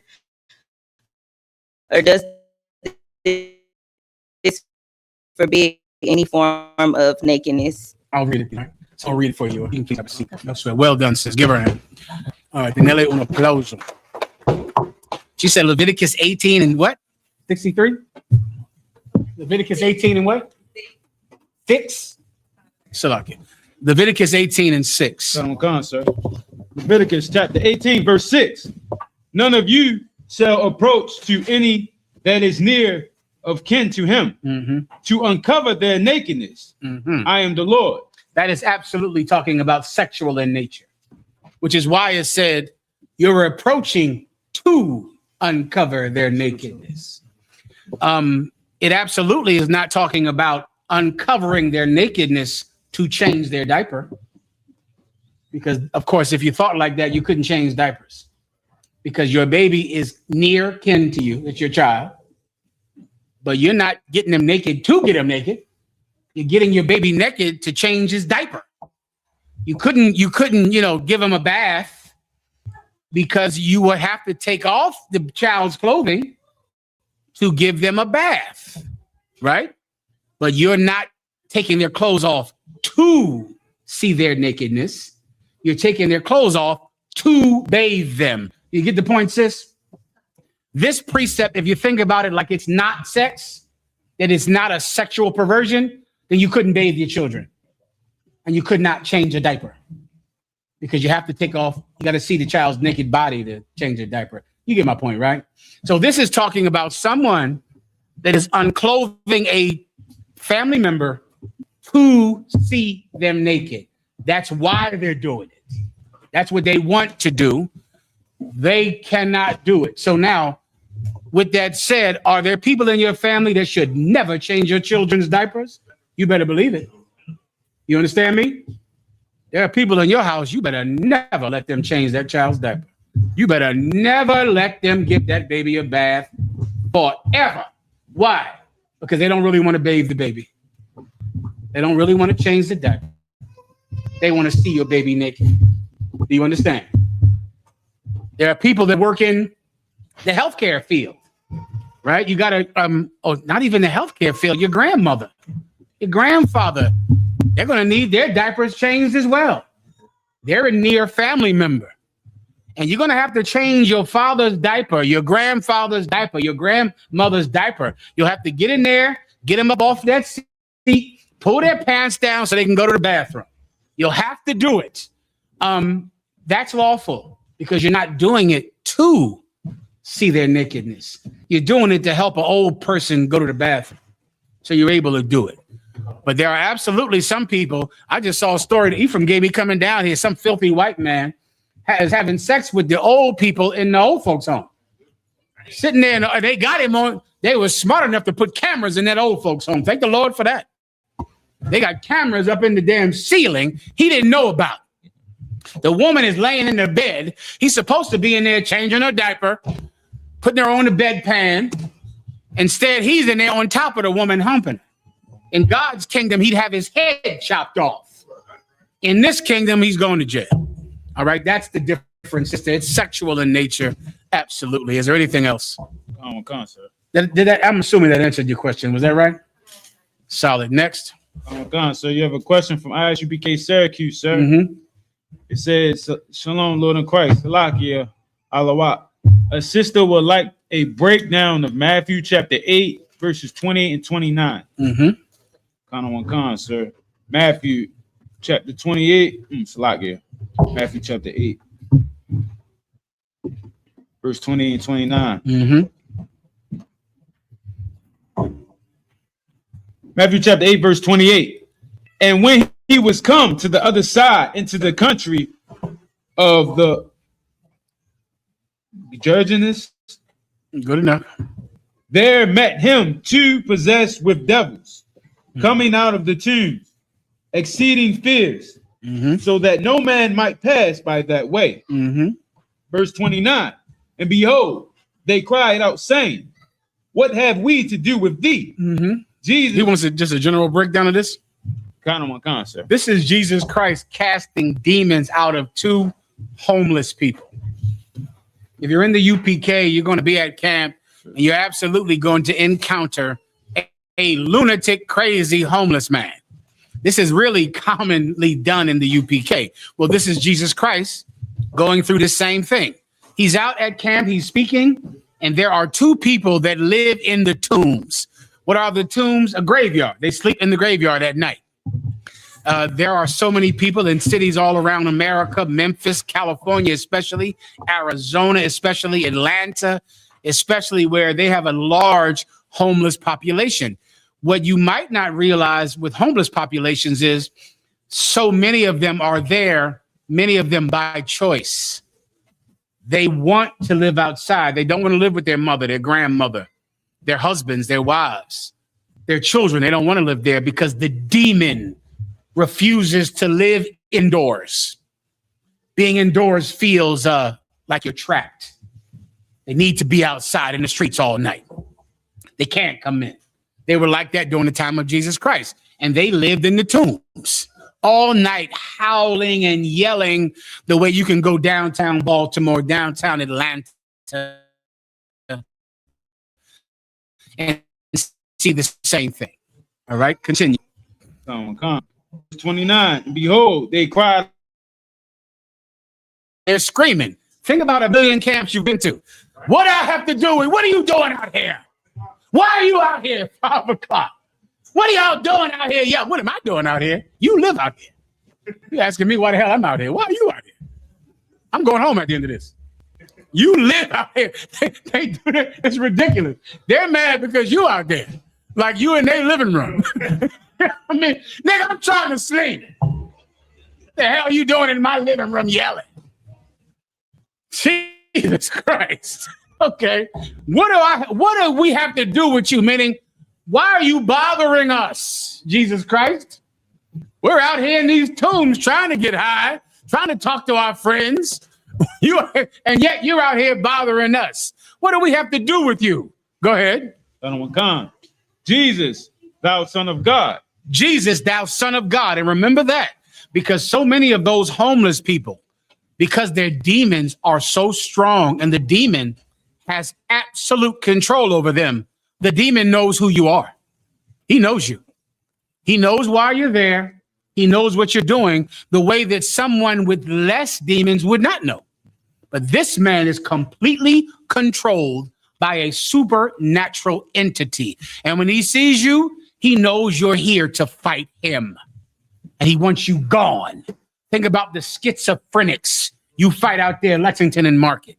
They're yelling and screaming at you and yelling and you want to fight you.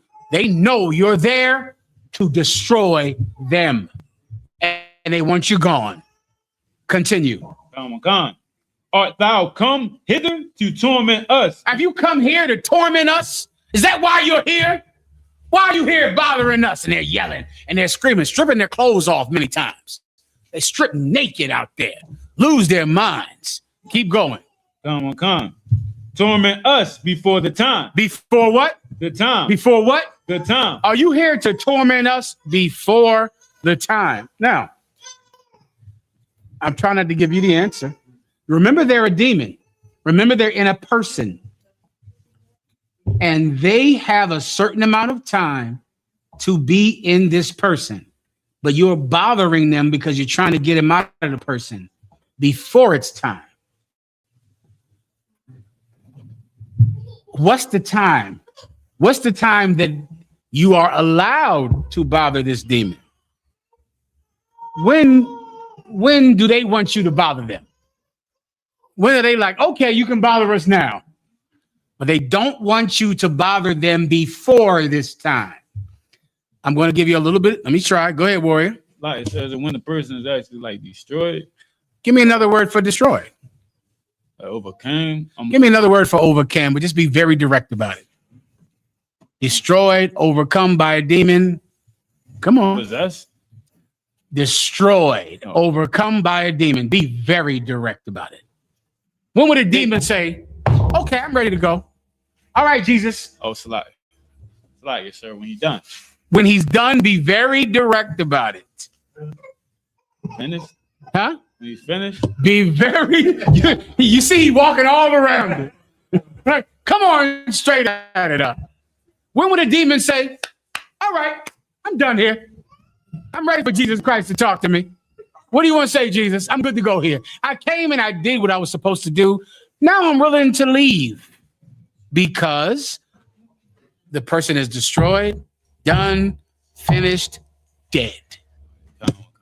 The point of the demon is to get your brother to kill himself. That's why he's there. He's there to say, kill yourself, kill yourself, kill yourself, kill yourself, kill yourself. Sheol is better than this. Kill yourself, kill yourself, kill yourself. Then one day you come around, you try to talk to your brother. You know what your brother's telling you? Get over here in it. Don't bring that around here. I'm going to Sheol. I don't want to hear you. There'll be a time when the demon will be like, I'm ready to hear you. That's when your brother will be dead. You understand? That's how it works. A demon wants to finish his job up. He's sitting there by the command of his master, which is Shatan, which is sent there by his master, which is El Señor, Nuestros Dios, our God. So he's going to do his job, which is to kill your cousins, kill your brothers, kill your family. And here you are trying to kick him out before the person is dead. What's your problem? I'm sitting here to kill this man. I'm sitting here to kill this woman.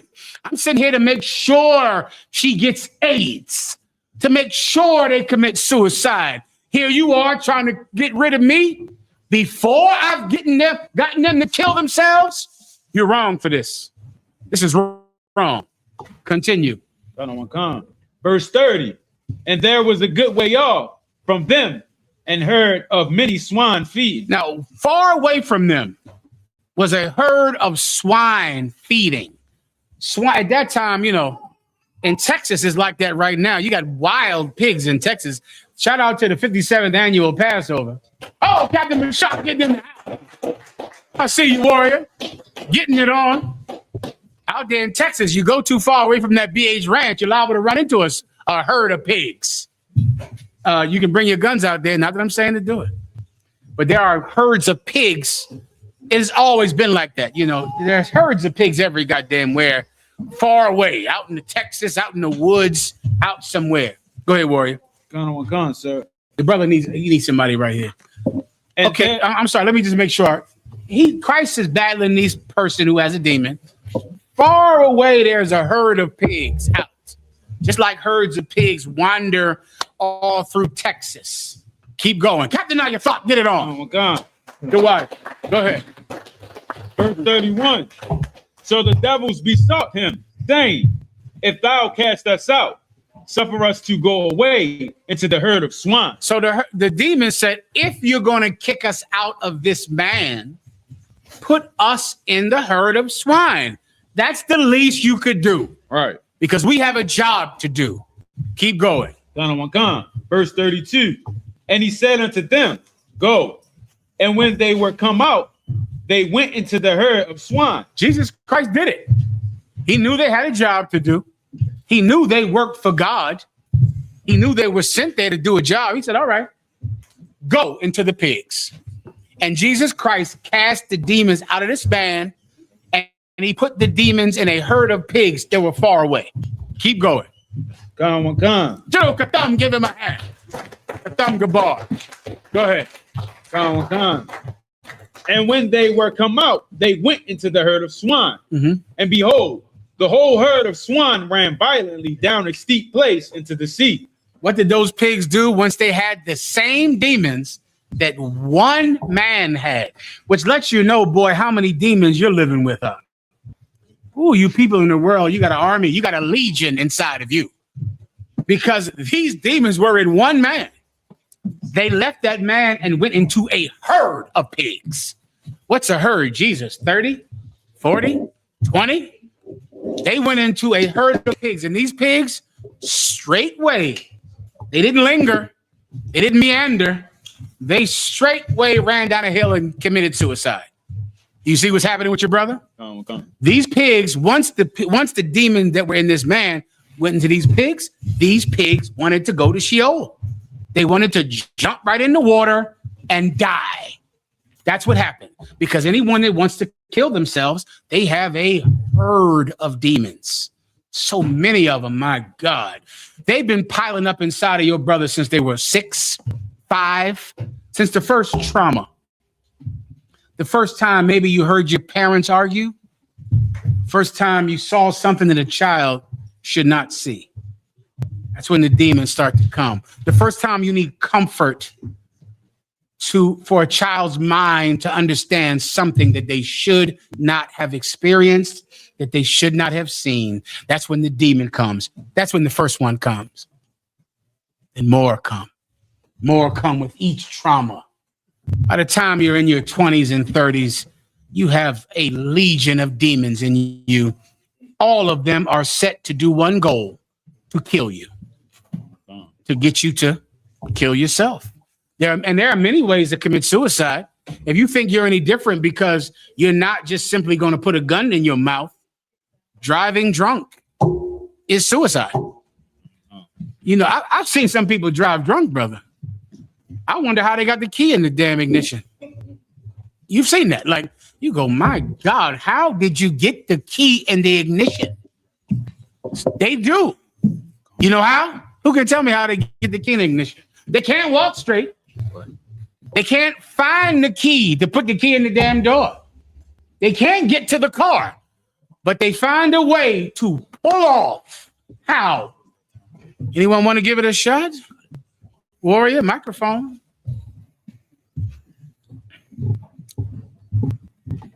Demon is on him that want to kill him. The demon is like, boom. He's going to get to that ignition. He can't barely get to the car. He stumbles, falls to the car, crawls to the car, scrapes the car door, trying to. Well, he got the push button now. He pushes the button to get in the car. He gets in the car, falls asleep for an hour, boom, and pulls off. He can die. That's what the demon pushes him to do it. He has to do it. He's going to do it because he needs to die. There is so much behavior that you see in Baltimore. That behavior is suicide. It's suicide. Having sex with strangers is suicide. You're trying to die. You need to die. So you have sex with strangers, more and more risky sex. That's what Esau, the white man, called it, risky sex, right? You want to die. You need to be told you have HIV. If you don't have HIV, you'll keep going until you get it. You'll have to. You'll go and get involved in fights, with a gang you're not even in.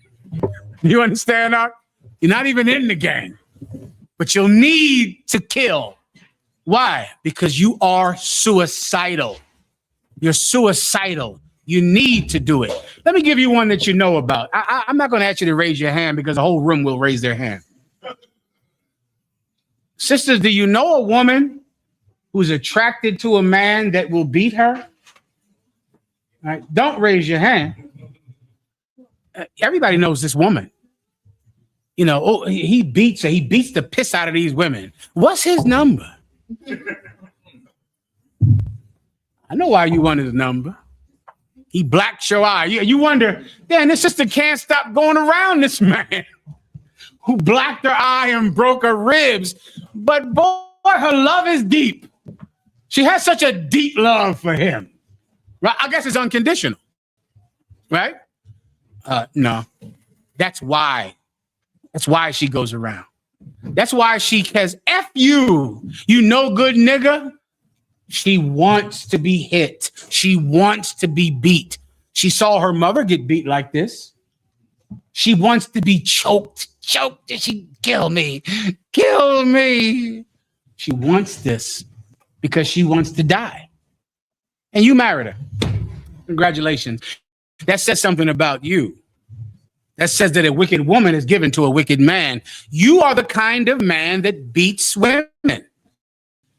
You're the kind of man that makes a woman think that you might kill her. You're who she's looking for because she wants to die. This scripture explains life in Baltimore, what you've seen your entire life. Women that love a violent man, women that love it, men that look for reasons to kill and be killed.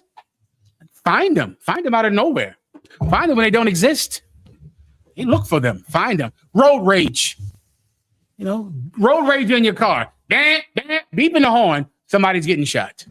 Somebody's dying because someone wants to die. Jesus Christ said, nah, you won't kill my people.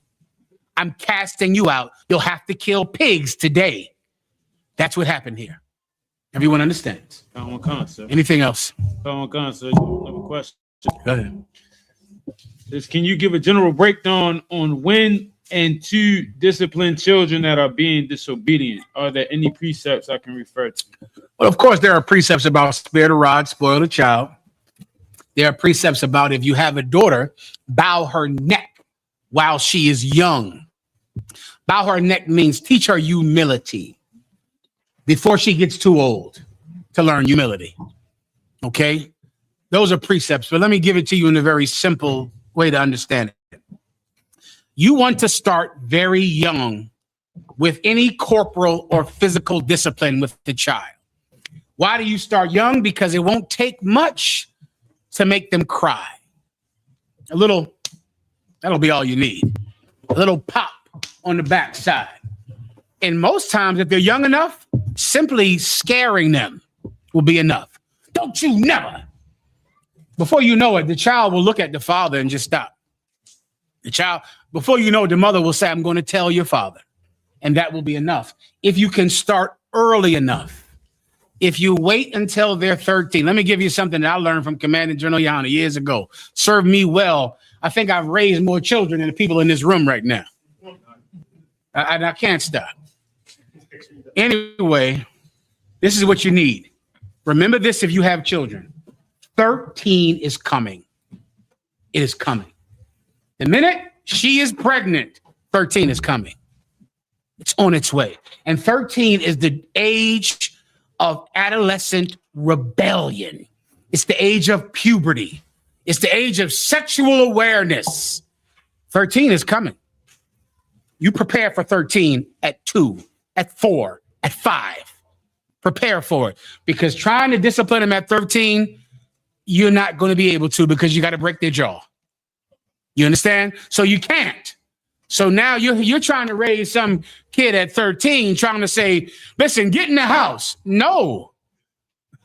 You understand? That's what's coming. They're not coming in. A 13-year-old boy, brother, a 13-year-old black or Hispanic boy is what every neighborhood is terrified of. A 13-year-old boy. You know how many people he's going to kill at 13, 14 years old? The police are having meetings about 14-year-old black and Hispanic children. They're having meetings about them. Here you are trying to beat him. You're a little late for that out. You're going to need the police at 13, at 14. This cat is a menace by then. But at 2, stop. Stop that. 2 years old, 4 years old. Stop. Don't you. You just do that. Just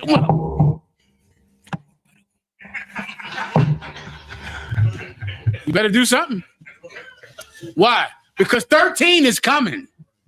A girl, whoop. You don't want that. A little fresh mouth, little heifer that you got over there in that house with you.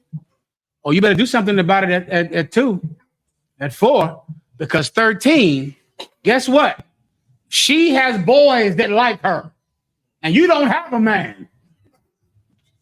And there are boys that like her, and she likes them, and she ain't listening to you, and she has breasts, and now she's a woman. And now you're fighting with an enemy in that house. You better get started at 4. Watch your mouth. Fit like this, walk like this, wear your dress like this, cross your legs like this. 5 years old. You better start. So you're asking when? Early. Early when you see it early. When you see it early, start then. Because there comes a time you're going to need the police. That's where this is going. You're going to either try to beat them, and guess what? That kid is going to call the cops. Or you're going to say, this child is going to break my arm in this house. Knock the woman down. Push it right down in the kitchen. Push her straight down. I'm not listening to you. Curse the woman out. Curse the mother out. Who am I? Am I talking about something y'all don't know? Yeah, I know you know. I know you know. You better start early. 13 is coming. Anything else? Gone, sir. I have another question. Says, with your grace, sir, could you break down Joel chapter 3, verse 3 and 3, verse 8? Bible Kashab. Absolutely. Come on. Captain Mashak, the brothers that came in, y'all have questions I can answer for you, let me know. I know you came in late. Let me know, and I'll do them for you before we wrap it. All right. Anything else? Go ahead. Please break it down, please. Sir. Joel chapter 3, verse 3. And they have cast lots for my people, and I have given a boy for an harlot. Yeah. And sold a girl for wine that they may drink. Yeah. This is a very, I'm sorry. You know what? You're right on time, brother. I appreciate you. Well, this is a very important precept for Baltimore. My topic tonight is, where is your zeal? Let me tell you, as many years as Commander General Yohana has been coming down to Baltimore, every city has a spirit. If you travel enough, you'll see it, you'll notice it. And there has always been a spirit in Baltimore. It's like a specific, it's a special spirit where when you're here, you know this lives here. And there's a spirit in Baltimore that is the spirit of life strip of your zeal, of your ability to wait. Baltimore is a city that has quit. Just think about that, where you just say, I give up, I quit, which is the situation with your brothers. It's like it's here. It's something. It's the bed of trouble here. It's a spirit of depression here, and it has been here since the 60s. It's been here since probably right after Martin Luther King and the riots and the marches, since heroin came over here through that Baltimore harbor rock that destroyed this city. This city is has a spirit of losers, of people who quit. And it is so absolutely powerful of you brothers in the UPK who have fought that spirit and give you that. You fought. You have had victory over death. Because there is a demon in this city that destroys men and women, and it makes you quit without ever trying. That's what's here. This precept explains why you quit. The spirit you see on your elderly, on your senior citizens, on the people, your elders. The spirit you see on everybody. Everyone has it. It's a spirit of, I give up. I'm done. I can't fight. This is why. Read the precept from the top. Go ahead. Joel chapter 3, verse 3. And they have cast lots for my people, and have given a boy for an harlot. They have, you know what casting lots is? Lots are the symbol of the chosen people of God, the Haitians. Lots are dice. They treated a people like they were a possession here in this city. They weren't people. They weren't something that had value, something that you had to honor because it was human life from God. It was something to buy and sell, something to gamble with. And that's what happened in Baltimore. They treated the children of God, they've casted lots for you. Like you would bet, for money. They would roll the dice. You win these Negroes. You win these Latinos.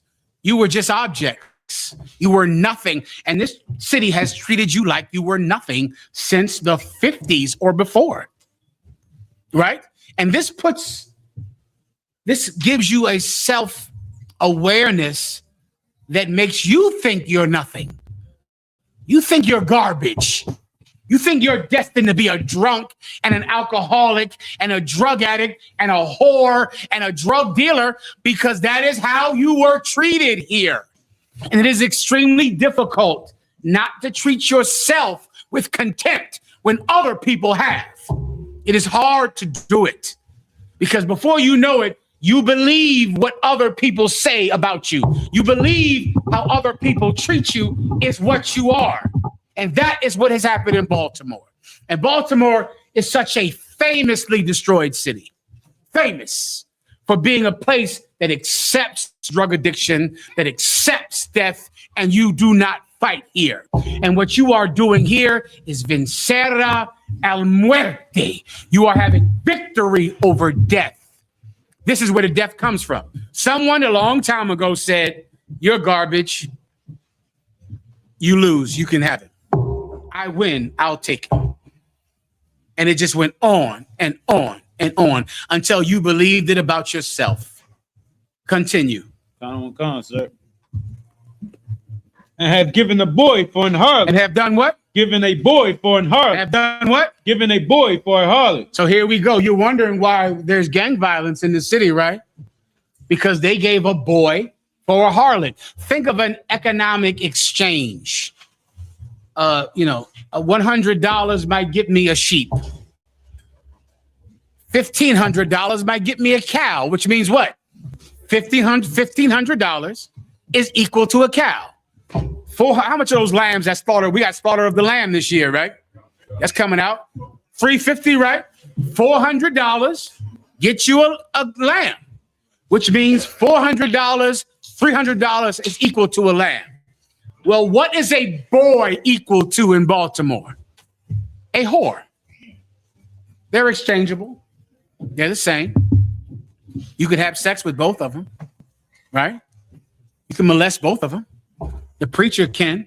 Your mother's boyfriends can, right? Your mother sells you when she's on drugs.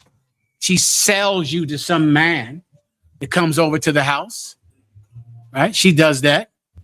It's hard to think you're better than that when that happened to you. If you're strong, you might just go out and kill anyone that thinks you're a joke, that thinks they can violate you. It's better than accepting it.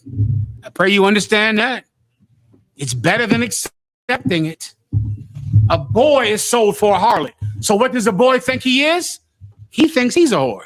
He thinks he's someone that people can have sex with. So he becomes one of the many, the vast gay community you have in the DMV area. Lord knows you got enough of them down here. You might want to ask yourself why.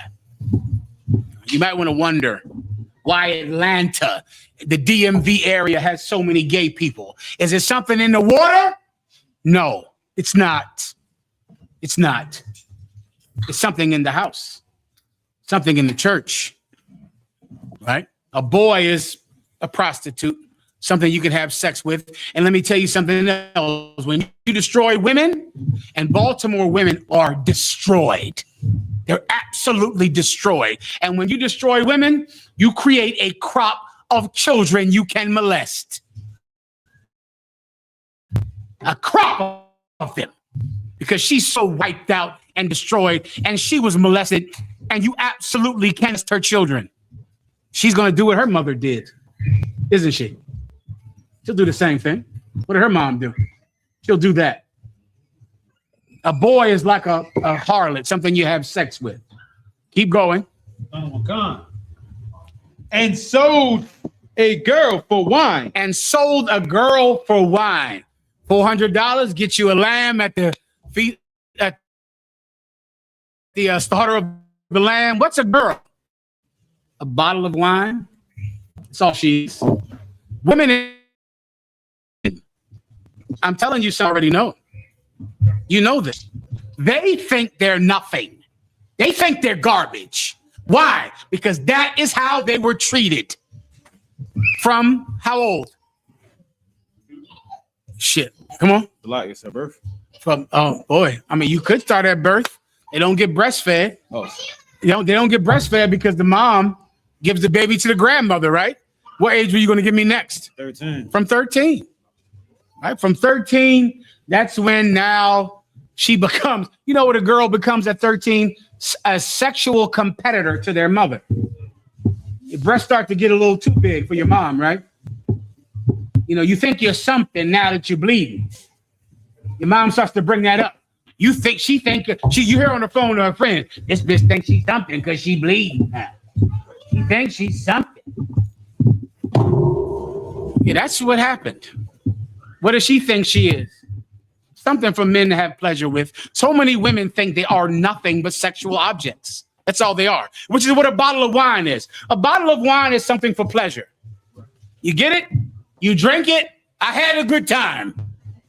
Women think they are that in Baltimore. They think they are this. They think they're a glass of scotch. Just something to have. All women think they are is sexual objects. They're nothing but that. They don't put any care into anything else about their personality but sex. They make sure they dress sexual, show you their breasts, show you that they will have sex with you. The internet is just disgusting with it. With women just making sure you know that they are easy to have sex with. That's what their mother taught them. Right? They're a bottle of wine. What does it mean when it says they're a bottle of wine? They're a object of pleasure. They're not thinkers. They're not school teachers. They're not doctors. They're not lawyers. They're not educators. They're not people that think. They are a vagina and breast, and that's it. And so many of you don't want anything else. Just remember, their mother's boyfriend didn't want anything else either. When you take advantage of a woman for her sex, just remember who paved the way for you. That's all. You like strippers, don't you? Just remember who softened her up until you could get there. Her father, her uncle, her mother's boyfriends. That should sicken you. If it doesn't, you're just like them.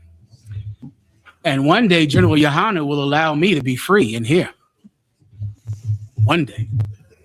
I've been waiting for it for 30 years, but one day he'll cut me loose like the angels in the Euphrates, and I'll be able to destroy in this school until I am satisfied. You don't want to bring women in this school simply because you had sex with them, simply because you just got horny and now you had sex with this woman and now she's in here and now that's all you care about is having sex. It just tells me that you've been molested and all you want is another woman who's been through the same thing. That's all that tells me. You want to marry a woman and bring a woman in here that you have fixed and waited upon and healed. Or else, why have you even touched her? Why have you touched her in a sexual way? When you know she's broken, did you take advantage of the fact that she was molested? Is that what you were looking for? Were you looking for a woman that was molested? I'm going to find out. And one day I'll be free. Anything else? Con, sir. That ye might drink. That you might what? Drink. That's all you care about, right? You just needed to come. Is that it? Con, sir. Then she's like, so the question also had verse 8. Joel chapter 3, verse 8. And I will sell your sons and your daughters into the hand of the children of Judah. Yeah. And they shall sell them to Sabians. Sabians. Meaning your children are going into slavery. That's what you're reading about. You missed a word in there, but that's the same thing. Your children are going into slavery. And this slavery will go on and on and on until this current day. The chains are removed, but the wound is open. And that's why your women are the way they are. That's why your sons are the way they are. What you're doing is God's work in here. Heal those wounds.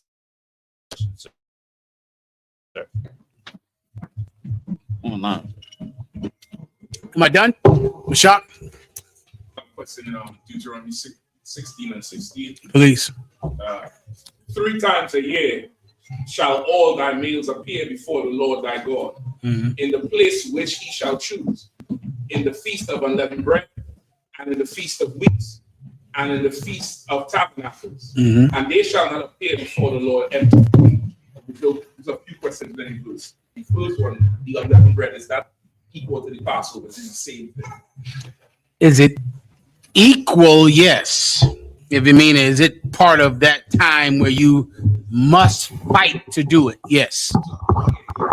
If I break this down, I would say this would also include the Passover. Yes, absolutely. Yeah, and that's the point. And then when it say all thy males appear before the Lord, if you could break that one down. Your sons. That's what you read. All your males, meaning you have to pass this down to your children. That's the point. You mean if you're doing this, you must pass this down to the children. The Passover rock is so extremely important because the Passover has to be fought for. Right. Right. The Passover is a thing that does not exist without fighting for it, which is why it is absolutely unlawful to celebrate the Passover at home by yourself. Celebrating the Passover at home by yourself is killing the Passover. It kills it, right? Is Christmas celebrated at home by yourself? Yes. Yeah. Every house is celebrating Christmas. Every house is celebrating Thanksgiving. Right? Was it always like that? If you know history? No, it was not. There was a time, brother, when the Christmas tree was not in your house. It was in the town square, and it was 30 feet tall. And whoever did not celebrate Christmas, their heads were hung from that tree. Thanksgiving was celebrated by the gun. You were going to do it or you were dead. Right. Then after a while, they stopped killing you because everyone celebrated Christmas. Everyone celebrated Thanksgiving. Everyone celebrated Halloween. Why is Halloween and Thanksgiving celebrated at home? Anyone want to know? It's a simple answer. Just think about it. Mashak? Well, it was the easiest thing to do? No, not because it was the easiest thing to do, because they won. They won. There's no press to celebrate Christmas. Your children are going to press you to celebrate Christmas. Right. Absolutely. There's nobody forcing you to celebrate Christmas. But at one time, when Christmas was unlawful, when Christmas was pagan, they cut your head off and you celebrated Christmas. Then what happened over time? Everyone accepted it because no one wanted to die. Come on. Now they celebrate Christmas at their house. Right. Everyone is doing it because they won. Have we won? La. We have not won. La. We have to fight for the Passover. Right. You cannot celebrate the Passover at home, cooking up a hamburger with you and your kids. No one is going to celebrate the Passover. The Passover must be fought for because we have not won. Come on. Christmas has won. Thanksgiving has won. They've won. We haven't. Of course, you know this is in the Bible. I don't know if you know that's what I do all the time. I'm telling you a precept. I was going to bring it out in Houston. It's in the Bible saying what I just said. Right. You're going to have to fight for the Passover. You're going to have to fight for the Feast of Unleavened Bread. What was the other one? Unleavened Bread, Feast of Weeks. What is that one? That's the first fruits. First fruits. You're going to have to fight for them. No one is going to want to do that. Right. They're going to want to worship, the harvest God. What's the God around that time of first fruits? I think that's Thanksgiving. Am I wrong? When is that holiday? When is that so-called holiday around? Say again. That's the Easter. Easter. It's after. On June or June. That's the harvest. The first fruits. Come on. It's probably associated with Easter in some way because now it's the first fruits. Is the springtime, the flowers. Come on. You don't have to fight for Easter, brother. Right. They won. Your children are going to come home every day with an Easter picture. Right. You're going to say, "What's this? Is this a bunny?" Easter don't have to be fought for. Come on. The Passover must be won. You're going to have to fight for it. If you're celebrating the Passover at home, you're the reason there is no Passover. Come on. You're the reason. You cannot do it. If you do it, I'm going to find out about it. That's all. Right. I found out every year about some person that thinks, well, I can sit home and celebrate the Passover and still be in the Israelite School of UPK. I'm getting you out of here if I have to cry. I'm kicking you out the school if I have to apologize later. Do you understand? Come. You're gone. You're disappearing out of here. I'm going to have you in a purple shirt and a tambourine in a week. Right. We're fighting for the Passover in here. And it is, can you imagine someone staying home while you're fighting? Nigga, we're getting in that Donald Trump line in the airport. Right. We're driving what? A week? I don't know how long.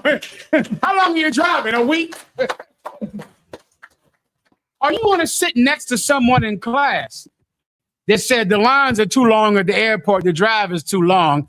Let me just sit with my children in the Shabbat Shalom house and eat a lamb hoagie, eat a lamb sandwich, Okay.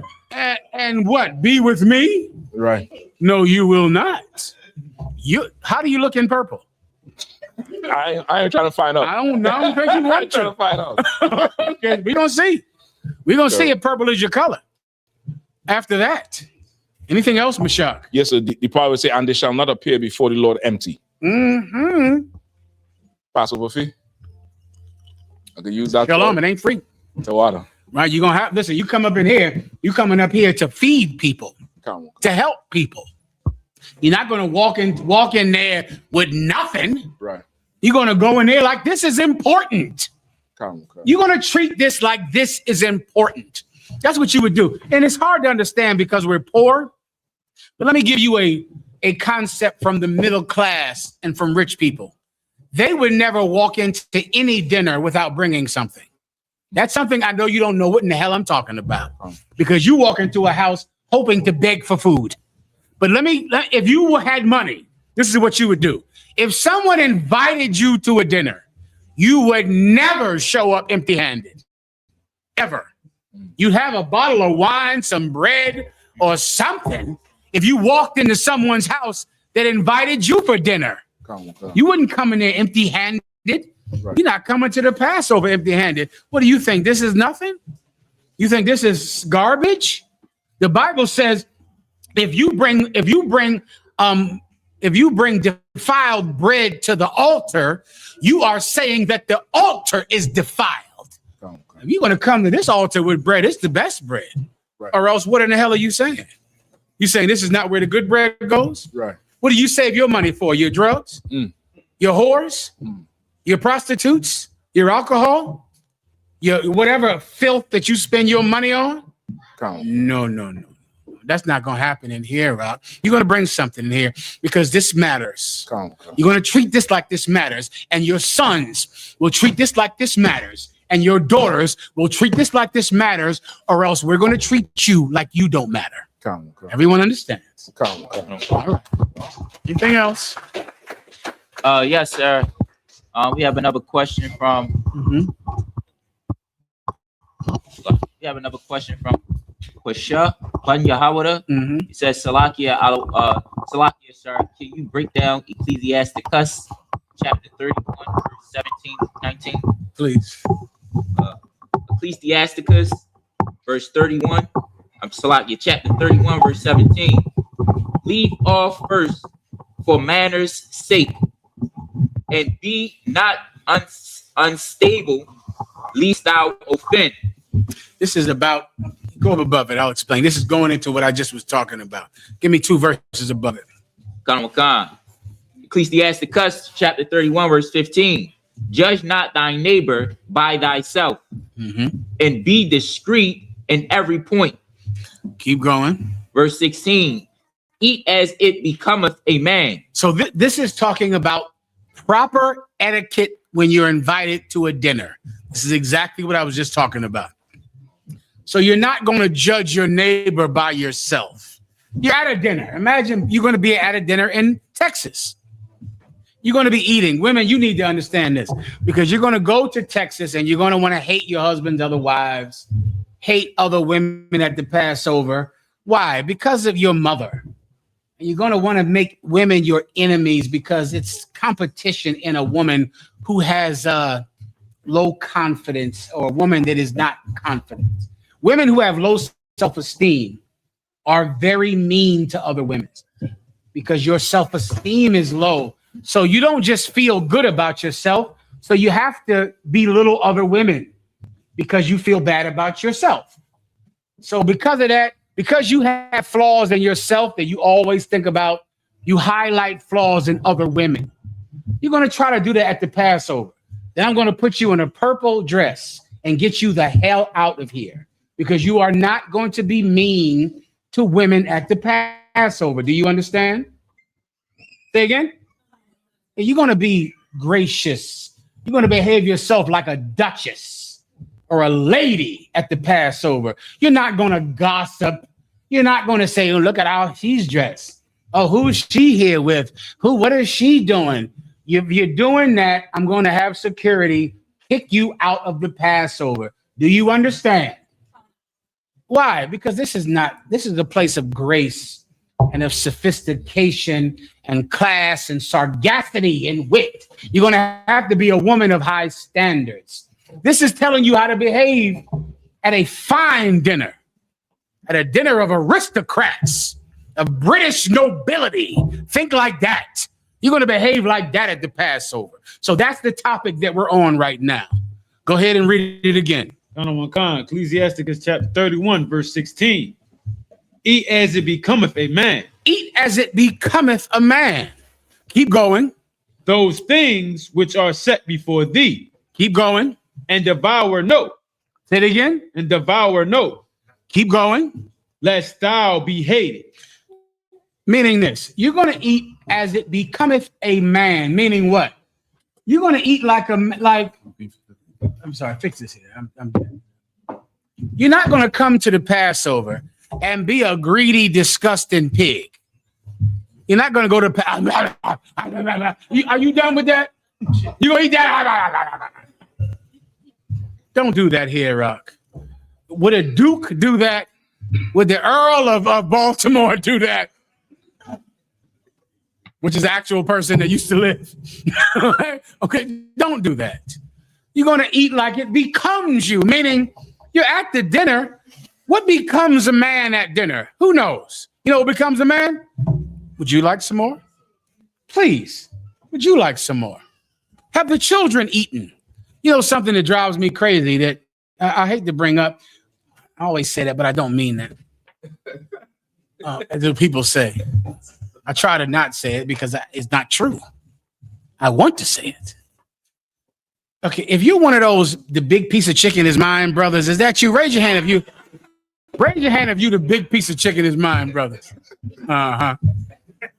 I'll do it for you. Oh, Mashak, he's being gracious. You see, that's how gracious he is. He took that for you. Mashak, that was an aristocrat thing to do. That was a noble thing to do. Why didn't y'all niggas do it? Salakia, Mashak. Yes, Mashak. If you in the house and you like, I'm the man, get the big piece of chicken. Which means what? The baby can't have any chicken. The wife, she can't have a damn piece. She cooked it. She can't have a damn piece of chicken. Why? Because I'm the man. And I must eat the biggest, the breastiest of breastises. With the wing on it. You want the breast. You need the breast with the wing all attached. Because you a man. Let me give you what becomes a man. Daddy, there's one big giant piece of chicken. Baby girls, that's okay. Y'all cut that up and eat that yourself. I'm good to go with whatever's left. Oh my God, now that becomes a man. Getting the biggest piece of chicken and you eating it is not becoming. It makes you look like a selfish pig when in actuality, because you're the biggest person, you're the one that doesn't need to eat. Do you know that about being big? Being big means I don't have to eat because I'm big. Do you understand? They're little, which means they actually have to eat. I don't need to eat that. I'm so big. They're little, which means that's all we got. Eat it. You sure, Daddy? Of course. Eat that. Oh, now everyone will look at you like you're a man. Now, you go to a dinner, you act like that. You're not greedy like a pig when you're bigger than everyone else, but you have to have the most food, even though you're the one that could eat the least because you're so big already. Do something that becomes you, that beautifies manliness, which is generosity. Generosity beautifies a man, not greed. Continue. Verse 17. Leave off first for manners' sake. Leave off first for manners' sake. What am I going to do? For manners' sake, I'm done. You can have it. Feed the children. Feed the other people. I'm good. I'm fine. Why? For manners. Manners make the man, young brothers. You need manners. The Passover is where everyone will see your manners, how you behave. Are you going to be a drunk? We have to throw out the Passover. Now we know who you are. Are you going to smoke weed at the Passover? You smokers out there, how are you going to make it? Because they're going to catch you smoking at the Passover. You whores out there, you want to come to the Passover, you're going to want to whore at the Passover. You're going to be found out. Captain Shamawa is going to send some brother down there to toss you in the street. You can't smoke at the Passover. You can't behave yourself impolite at the Passover. That's what this precept is about. Continue. And be not insatiable, lest thou offend. Be not insatiable. Do you know what insatiable means? Greedy. Insatiable or satiated means satisfied. Insatiable means you're never satisfied. You have to just drink until you vomit. You have to eat until everything is gone and the children are hungry. You have to have sex with every woman. You go to the Passover, you're pushing up on brothers' wives. Lord have mercy. It's a terrible thing. Half of them are married to Tazaryak anyway. You want him coming down on you? You don't want that? He's in good with General Yohana. Okay. He's in real good with General Yohana. Just assume half the women are his. I'm, of course, giving him a hard time. All right. I think I have more wives, but mind your business. Who asked you? The point I'm trying to make is behave yourself. Have some manners. Act like you've had enough. Act like you've had enough food. You've had enough liquor. You don't have to eat and drink and have sex with every damn thing. This is a proper dinner for proper people. Continue. Lest thou offend. You get that. Keep going. Is that it? A slight, you said. It was 18. Where we at? 17. Go ahead. Verse 18. When thou sittest among many, reach not thy hand out first. I think that's the point it's making. You're sitting among many people. All right, let me get that. Now, I'll take the biggest chicken breast / wing breast combo. I'll take all the liquor. I'll drink up everything. I'll have every woman that's there. Come on, man. You're not invited next year. That's what's going to happen. You're going to have to raise yourself above your station in life. I just up out of the dust, O daughter of Jerusalem. Everyone is looking at you to see how you behave. You think they're not? They are. Everyone is. People that are all around the country that know your Facebook profile. They say, oh, I know that sister. They're watching you. Oh, I know that brother. They're looking at you. And they're going to see that you're a pig. They're going to see that you're drunk at the all-black party, pushing up on other brothers' wives, acting disgusting. You're going to get a reputation that is true. Behave yourself in a way that becomes a man. Anything else? About becoming is like that beautifies. The term becoming means beautifies. So what makes manliness beautiful? Generosity, restraint, kindness, not greed. Continue. Sir. Verse 19, a very little is sufficient for a man well nurtured. Come on now.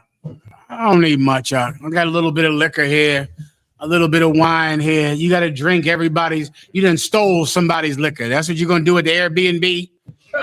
Huh? You're getting in the Airbnb, you're fighting in there. Why? Because officer so-and-so stole your liquor, stole your bottle. You brung a hoe you brung some whore that you met in Houston to the Airbnb. Before you know it, trooper so-and-so is having sex with her. Now there's a whole fight, a whole argument about this slut. Brothers, a very little is acceptable to a man well-nourished. Is this your first meal? You hungry at home? Is that why you come and eat everything and take everything at the Passover because you get no food? You get no drink anywhere else? Tell us. We'll feed you. Commander General Yahada will make sure you have food at home.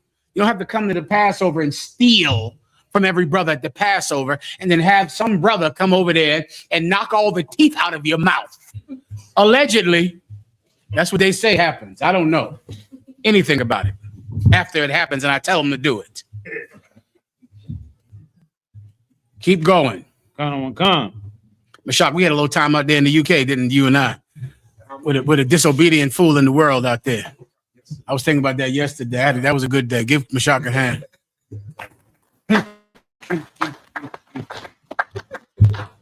So lucky, Mashak. All right, go ahead. Say again? I know. Leave Mashak alone. You ever saw the movie Goodfellas? You ever see the movie Goodfellas when they stomping on that cat in Goodfellas in the bar? Give Mashak a hand. Yeah. Now shut your mouth about it after this. That's right. Mind your business.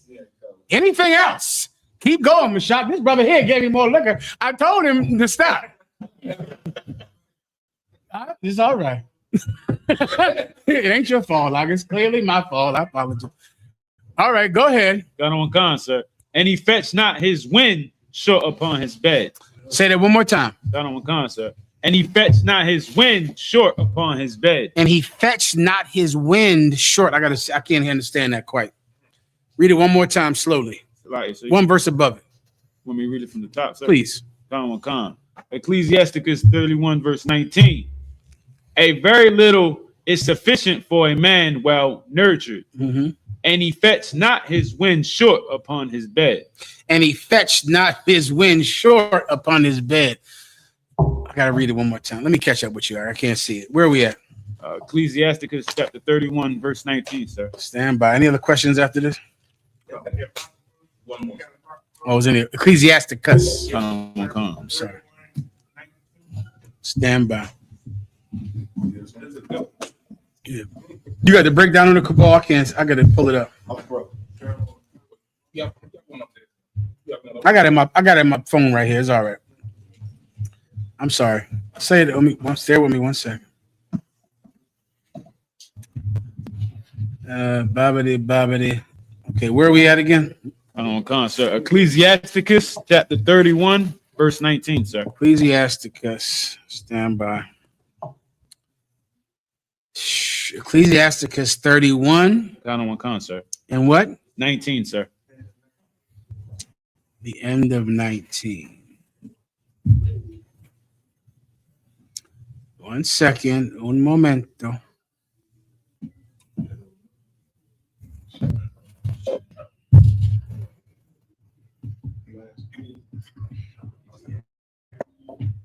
I got you.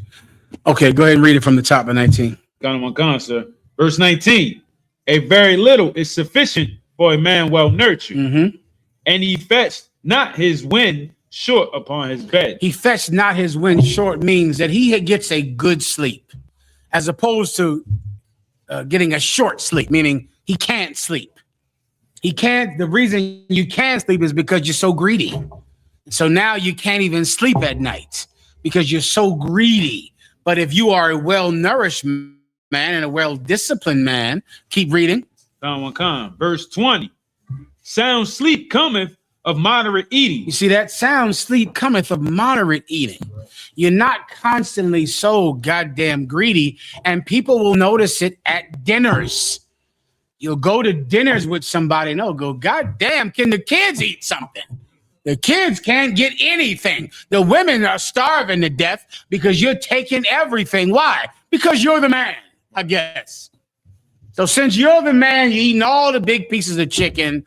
Everything has to come through your plate first. The kids got to starve because you have to eat. The brothers can't get any liquor because you're drinking it all. You're disgusting and a vile pig, and we're going to see it at the Passover. So what are you going to do at the Passover? You're going to be generous, kind. Paul talked about this too. If you're just here to eat at home. Paul said that. Give me that last precept in 1 Corinthians, I think 5. Any more questions? Lies. I'm sorry, Mashak. separate. Oh, go ahead, please. Go ahead, Mashak. Give the microphone to Mashak, please. Just a short that's right. Let's see somebody else. Mike, they can't hear you online, Mashak Salaki. Let's say somebody like Monday, they went to a funeral. Sister went to a funeral on a Monday. And then her cycle comes on a Thursday.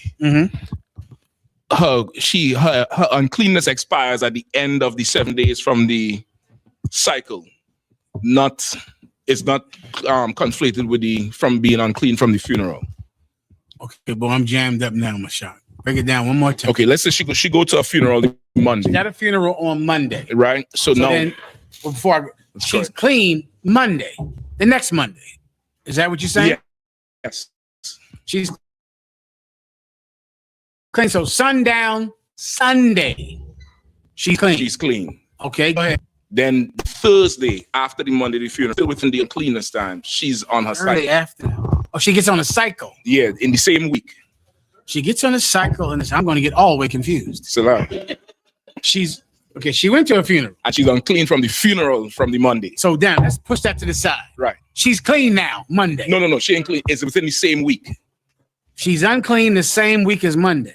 Yes. The cycle comes let me like get 3 days later. Here. Hold on, he got something to say. Go, give him the microphone. Go ahead. I'm offended if you're on the I understand, brother. I think that's a Judite Benjamin, I think. I don't know. All right, Go ahead. She goes to the funeral on Monday. Go ahead. So she have a 7-day period to be clean. But within that 7 day. In the middle of the 7th. Right. What day of the 7th?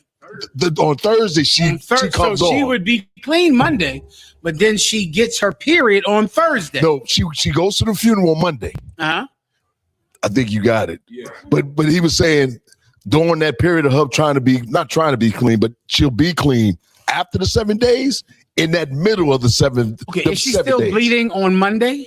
Yes.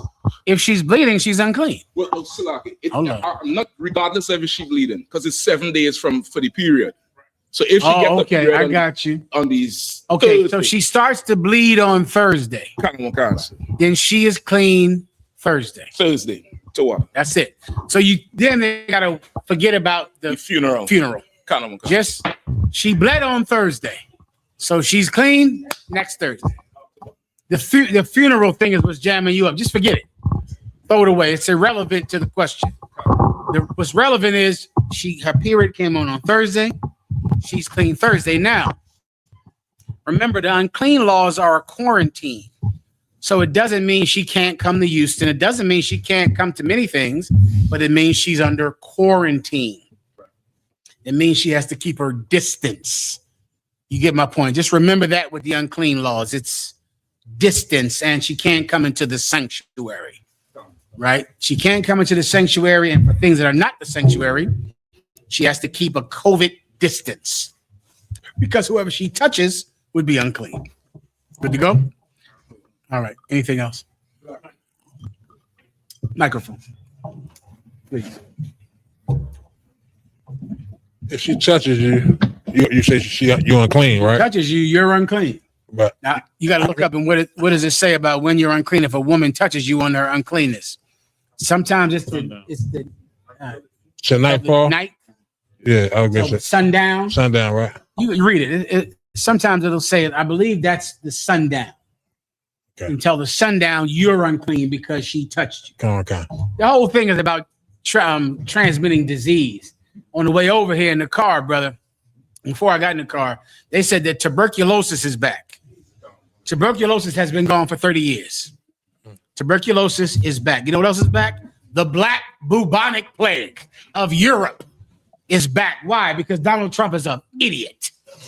So now diseases that were gone, and tuberculosis has flu symptoms. So people are going to have the flu, but you actually have tuberculosis that was gone. Why? Because Donald Trump is ignorant and he's afraid of what they called in the Boston Herald in the 1800s a slave Negro cure, which is vaccinations, which the Boston Herald called a slave Negro cure that white people should not accept, when that brother invented vaccinations and they said, don't do it because niggers created it. You can Google this. Everyone understands. What, sir? Well, the plague is back. Tuberculosis is back. It's the same thing. She's unclean. She has liquids coming out of her, like liquids come out your nose. When you have a cough or sneeze, liquids come out of your mouth. Liquids are coming out of her vagina. Those liquids are how diseases transmit. The Bible gives us the way to not transmit diseases, the unclean laws of separation, or how we did not allow the bubonic plague to destroy our country, to destroy our land, tuberculosis to destroy our land. These unclean rules, all right? Distance when you are exuding fluids, distance. That's why they wore a mask. Why? Because when you cough, those droplets don't come out your mouth and in everybody's mouth. Those droplets don't get on everyone when you sneeze, right?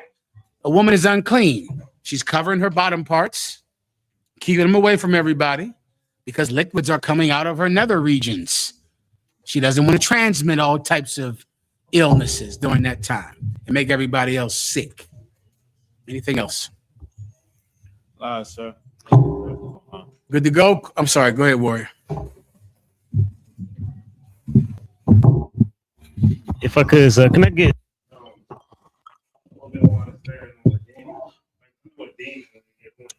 Mm-hmm. His job is to unalive. Mm-hmm. Like the demon, if it walks the earth, like dry, Mm-hmm. why is it unalive? They need to live. Well, I answered it earlier. Why do they unalive you when they need a place to live, but they unalive you? Young brother right here, give them the microphone. I think I heard you say that they was ready to talk. They was Say ready again? I think I heard you say that they was ready to talk to Yahushua. They was ready. They were ready, meaning they unalive the person because they're ready to talk to him. Yeah, I thought you said like when they. I done, did, finished. but you're kind of skating around. Why do they kill you when they're going to need a place to live after they kill you? I said this earlier as well. There's a reason that they kill you. I said it earlier. You want to give it a shot? Please have a seat, don't worry. No problem. Good answer. Give him my hand. You're close to it. Brother, right here, microphone. It's right in front of you. Is it because they found where to go? Like they found a new hole? They didn't find any place to go, but they're absolutely going to kill you because that is there. Oh, I'm sorry. Go ahead, young warrior. They kill you because that's what their job was. Come get some money. This cat here, I don't know. Good job, brother, because that's the answer. You see, it's hard to understand when you're self-willed. Yeah, the demon is going to need a place to live after he kills you. But those are his orders to kill you.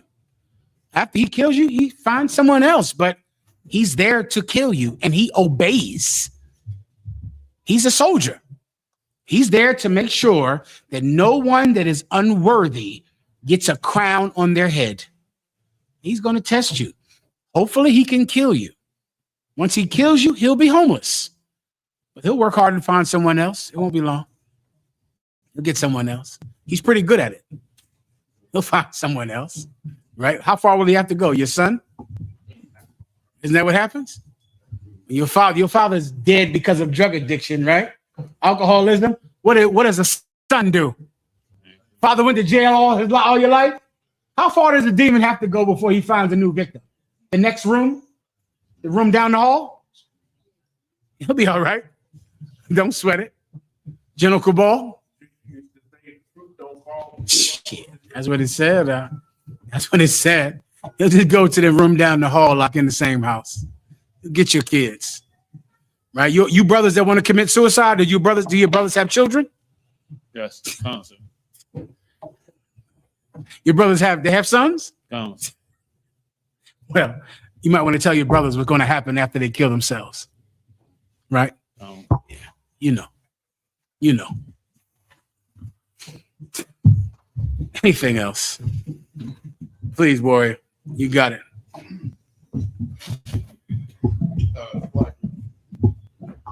Slaggy, sir. And I brought this up in the other day in class, and I just wanted a little more in depth on this. In Genesis 20, the man's name was Abimelech, and he sent Abraham. I mean, Abraham said that Sarah was his sister, and Abimelech took Abraham's wife Sarah, and he didn't sleep with her, but he had Sarah, and then the Most High said, let me see, it's he said in verse, it's Genesis 20 verse 6, and it says, God said unto him in a dream, yeah, I know that thou did this in the integrity of thy heart, for I also withheld thee from sinning against me, therefore I suffered thee not to touch her. So my question is that can the Most High prevent you from sinning if I guess if he knows the integrity of your heart? You gotta skip up above it. Just read. What verse did you start at? I started at Genesis 20, verse Who are we 6. talking about? It was a man named Abimelech, and he took Sarah because Abraham didn't say that Sarah was his wife. I say Abraham lied about it being his wife. Go ahead. And he took Sarah, I guess maybe because he was attracted to her. Got you. But he didn't sleep with her. But the Most High came to him in a dream at night and was like, "You're a dead man." And he said, I can actually read verse 3, Genesis 20, verse 3. But God came to Abimelech in a dream by night and said unto him, behold, thou art but a dead man, for the woman which thou hast taken, for she is a man's wife. Verse 4, but Abimelech had not come near her, and he said, Lord, wilt thou slay also a righteous nation? Yeah. Verse 5, said he not unto me, she is my sister, and she herself said, he is my brother. In the integrity of my heart and in the innocency of my hands have I done this. And the verse 6, and God said unto him in a dream, yeah, I know that thou didst this in the integrity of thy heart, for I also withheld thee from singing against me. Therefore I suffered thee not to touch her. Yeah. And your question is? So can the Most High, due to the integrity of your integrity, withhold you from sinning against him? Matthew 6 and 7, 7 and 6. Give me the Lord's Prayer. You know what that is? Come, sir. Yeah, he cannot. He absolutely can. What will you do when he tries? That's what you want to do. That's in the Lord's Prayer. The Bible says, well, I'll let him get to it. Where's the Lord's Prayer at? 7 and 6 or 7 and 3? Matthew 6. Matthew 6. And This is what we pray for every day. The Most High absolutely can deliver me from temptation. He can do it if we want him to. You better ask yourself, do you want him to? Too many times you don't want him to. You don't want him to stop you from sinning. You want to sin. But in your integrity, if you pray for it in the UPK, we say this prayer at the end of every class, at the end of every high holy day. We're asking the Most High to deliver us from temptation, to stop us from committing a sin. We're asking for it. Give us a dream. Give us a nightmare that turns us from the path we're on. Show us. Let you go to class tonight. And as you're in class, the teacher says something that stops you from committing the sin that you are about to commit. Ask for it. That's why you come to class. You're in there, sitting in there, hoping that you might get the strength in class to not commit the sin that you are being tempted to commit. Ask for it. The Lord is merciful, brother. He might give it to you. Please read. This is the book of Matthew, chapter 6, verse 13. And lead us not into temptation, but deliver us from evil. Lead us not into temptation, but deliver us. Car break down before over there. Do something. Let me see a dream or a nightmare. A brother called me when I'm about to go there, and I don't go there. And then I sit there and go, how about Shimmy? I was shy. My car broke down. The brother said something in class that made me stop. I was about to do it. Oh my God. Thank you, Yahweh. because I was going to do it like a pig getting back in the mud. And then he said something and I stopped. My car broke down and I stopped. I had a nightmare and I stopped. We're praying for that. Okay. We want that. And can the Lord do it? Yeah, he can. The water. Anything else? The water. Katham, you had something? Any other questions? Sister, please, you had your hand up? Microphone, please. To piggyback on the uncleanliness, when a female is on their cycle and they sit on the toilet and then their husband sits after them and the husband leaves out already, but the sister doesn't tell their husband, that sin falls back on the sister, right? Okay, don't think sin. Sin is the wrong way to think about the unclean laws. Think quarantine. That's all. You want to think like a quarantine. You're in a house, you have to live with each other because you're not, the Duke of Edinburgh, and you have 3 toilets and 5 toilets. So what you want to do if you're unclean is make a provision when you're on your monthly for your husband. Okay. Sit on the toilet. There's 1,000 things you can do. Give me something. What's those things you put on the toilet? Okay. The cover, seat cover. So that will work too. That works. Come on. There's all kinds of things that says I'm not going to transmit disease to my husband because my husband is going to class. Come on. So just think like COVID. If I have COVID, I give it to my husband. He said, that's how every disease spreads. That's how when you send your children to school, you know that everybody in the house is sick because your child goes to daycare or to kindergarten and they come back from school with every manner of disease. And now everyone in the house is sick. So what you want to just think of is don't think sin. You're not sinning. You're not sinning because you're on your monthly. It's not a sin to be on your monthly. It's just a time when you are more likely to transmit disease, COVID, flu, things like that. You'll be a little careful. Okay. Just be careful around the house. You want to just give some little precaution, careful around the house so that your husband doesn't take, the flu. Think about it like you're trying to avoid him getting your cold. That's all. Just think that in your mind. Okay. I have a cold. I don't want him to catch it because if he catches it, he gives it to everybody in the UPK. When you do that, you're fine. That's it. It's not a sin. Good question. Give her a hand. All right.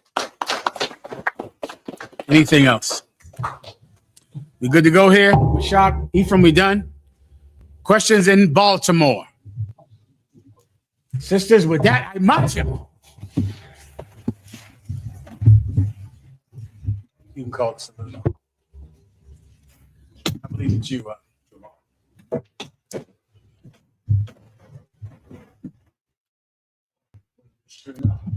Oh, please, I'm sorry. Be seated out here. Read his announcements. Go ahead. Sit down. Do I need to do councils tonight? Let me head in the back first. And you can do the security announcements. I'll be in the back just in case, all right? You know, security announcements. We got to ask for Yeah.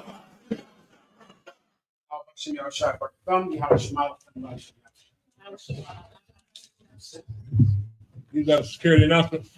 We got an ISUPK coming out of One West.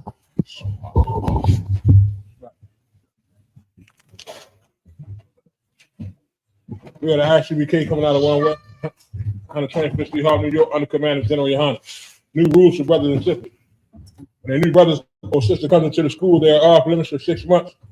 They have to be saluted only. They are here to set themselves in the world. After 6 months, if a brother or sister has an interest in a particular person, he or she must get permission from the head to speak to that brother or sister. To speak to the brother or sister. There's another 6 months in which the brother and sister will court each other. After this 6 month period, if the brother or sister has interest in a particular person, he must give permission.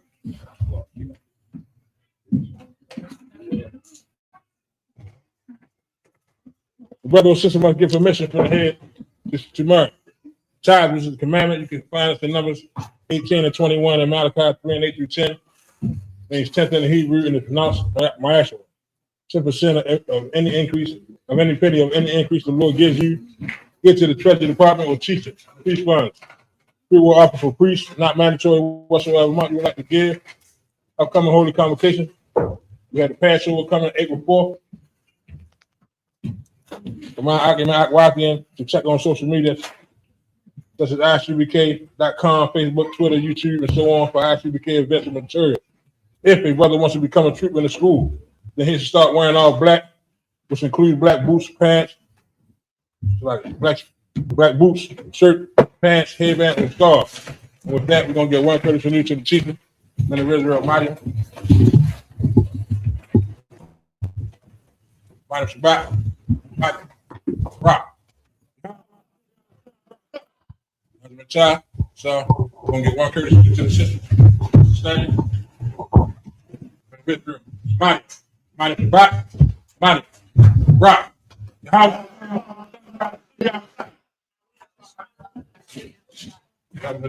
Class dismissed.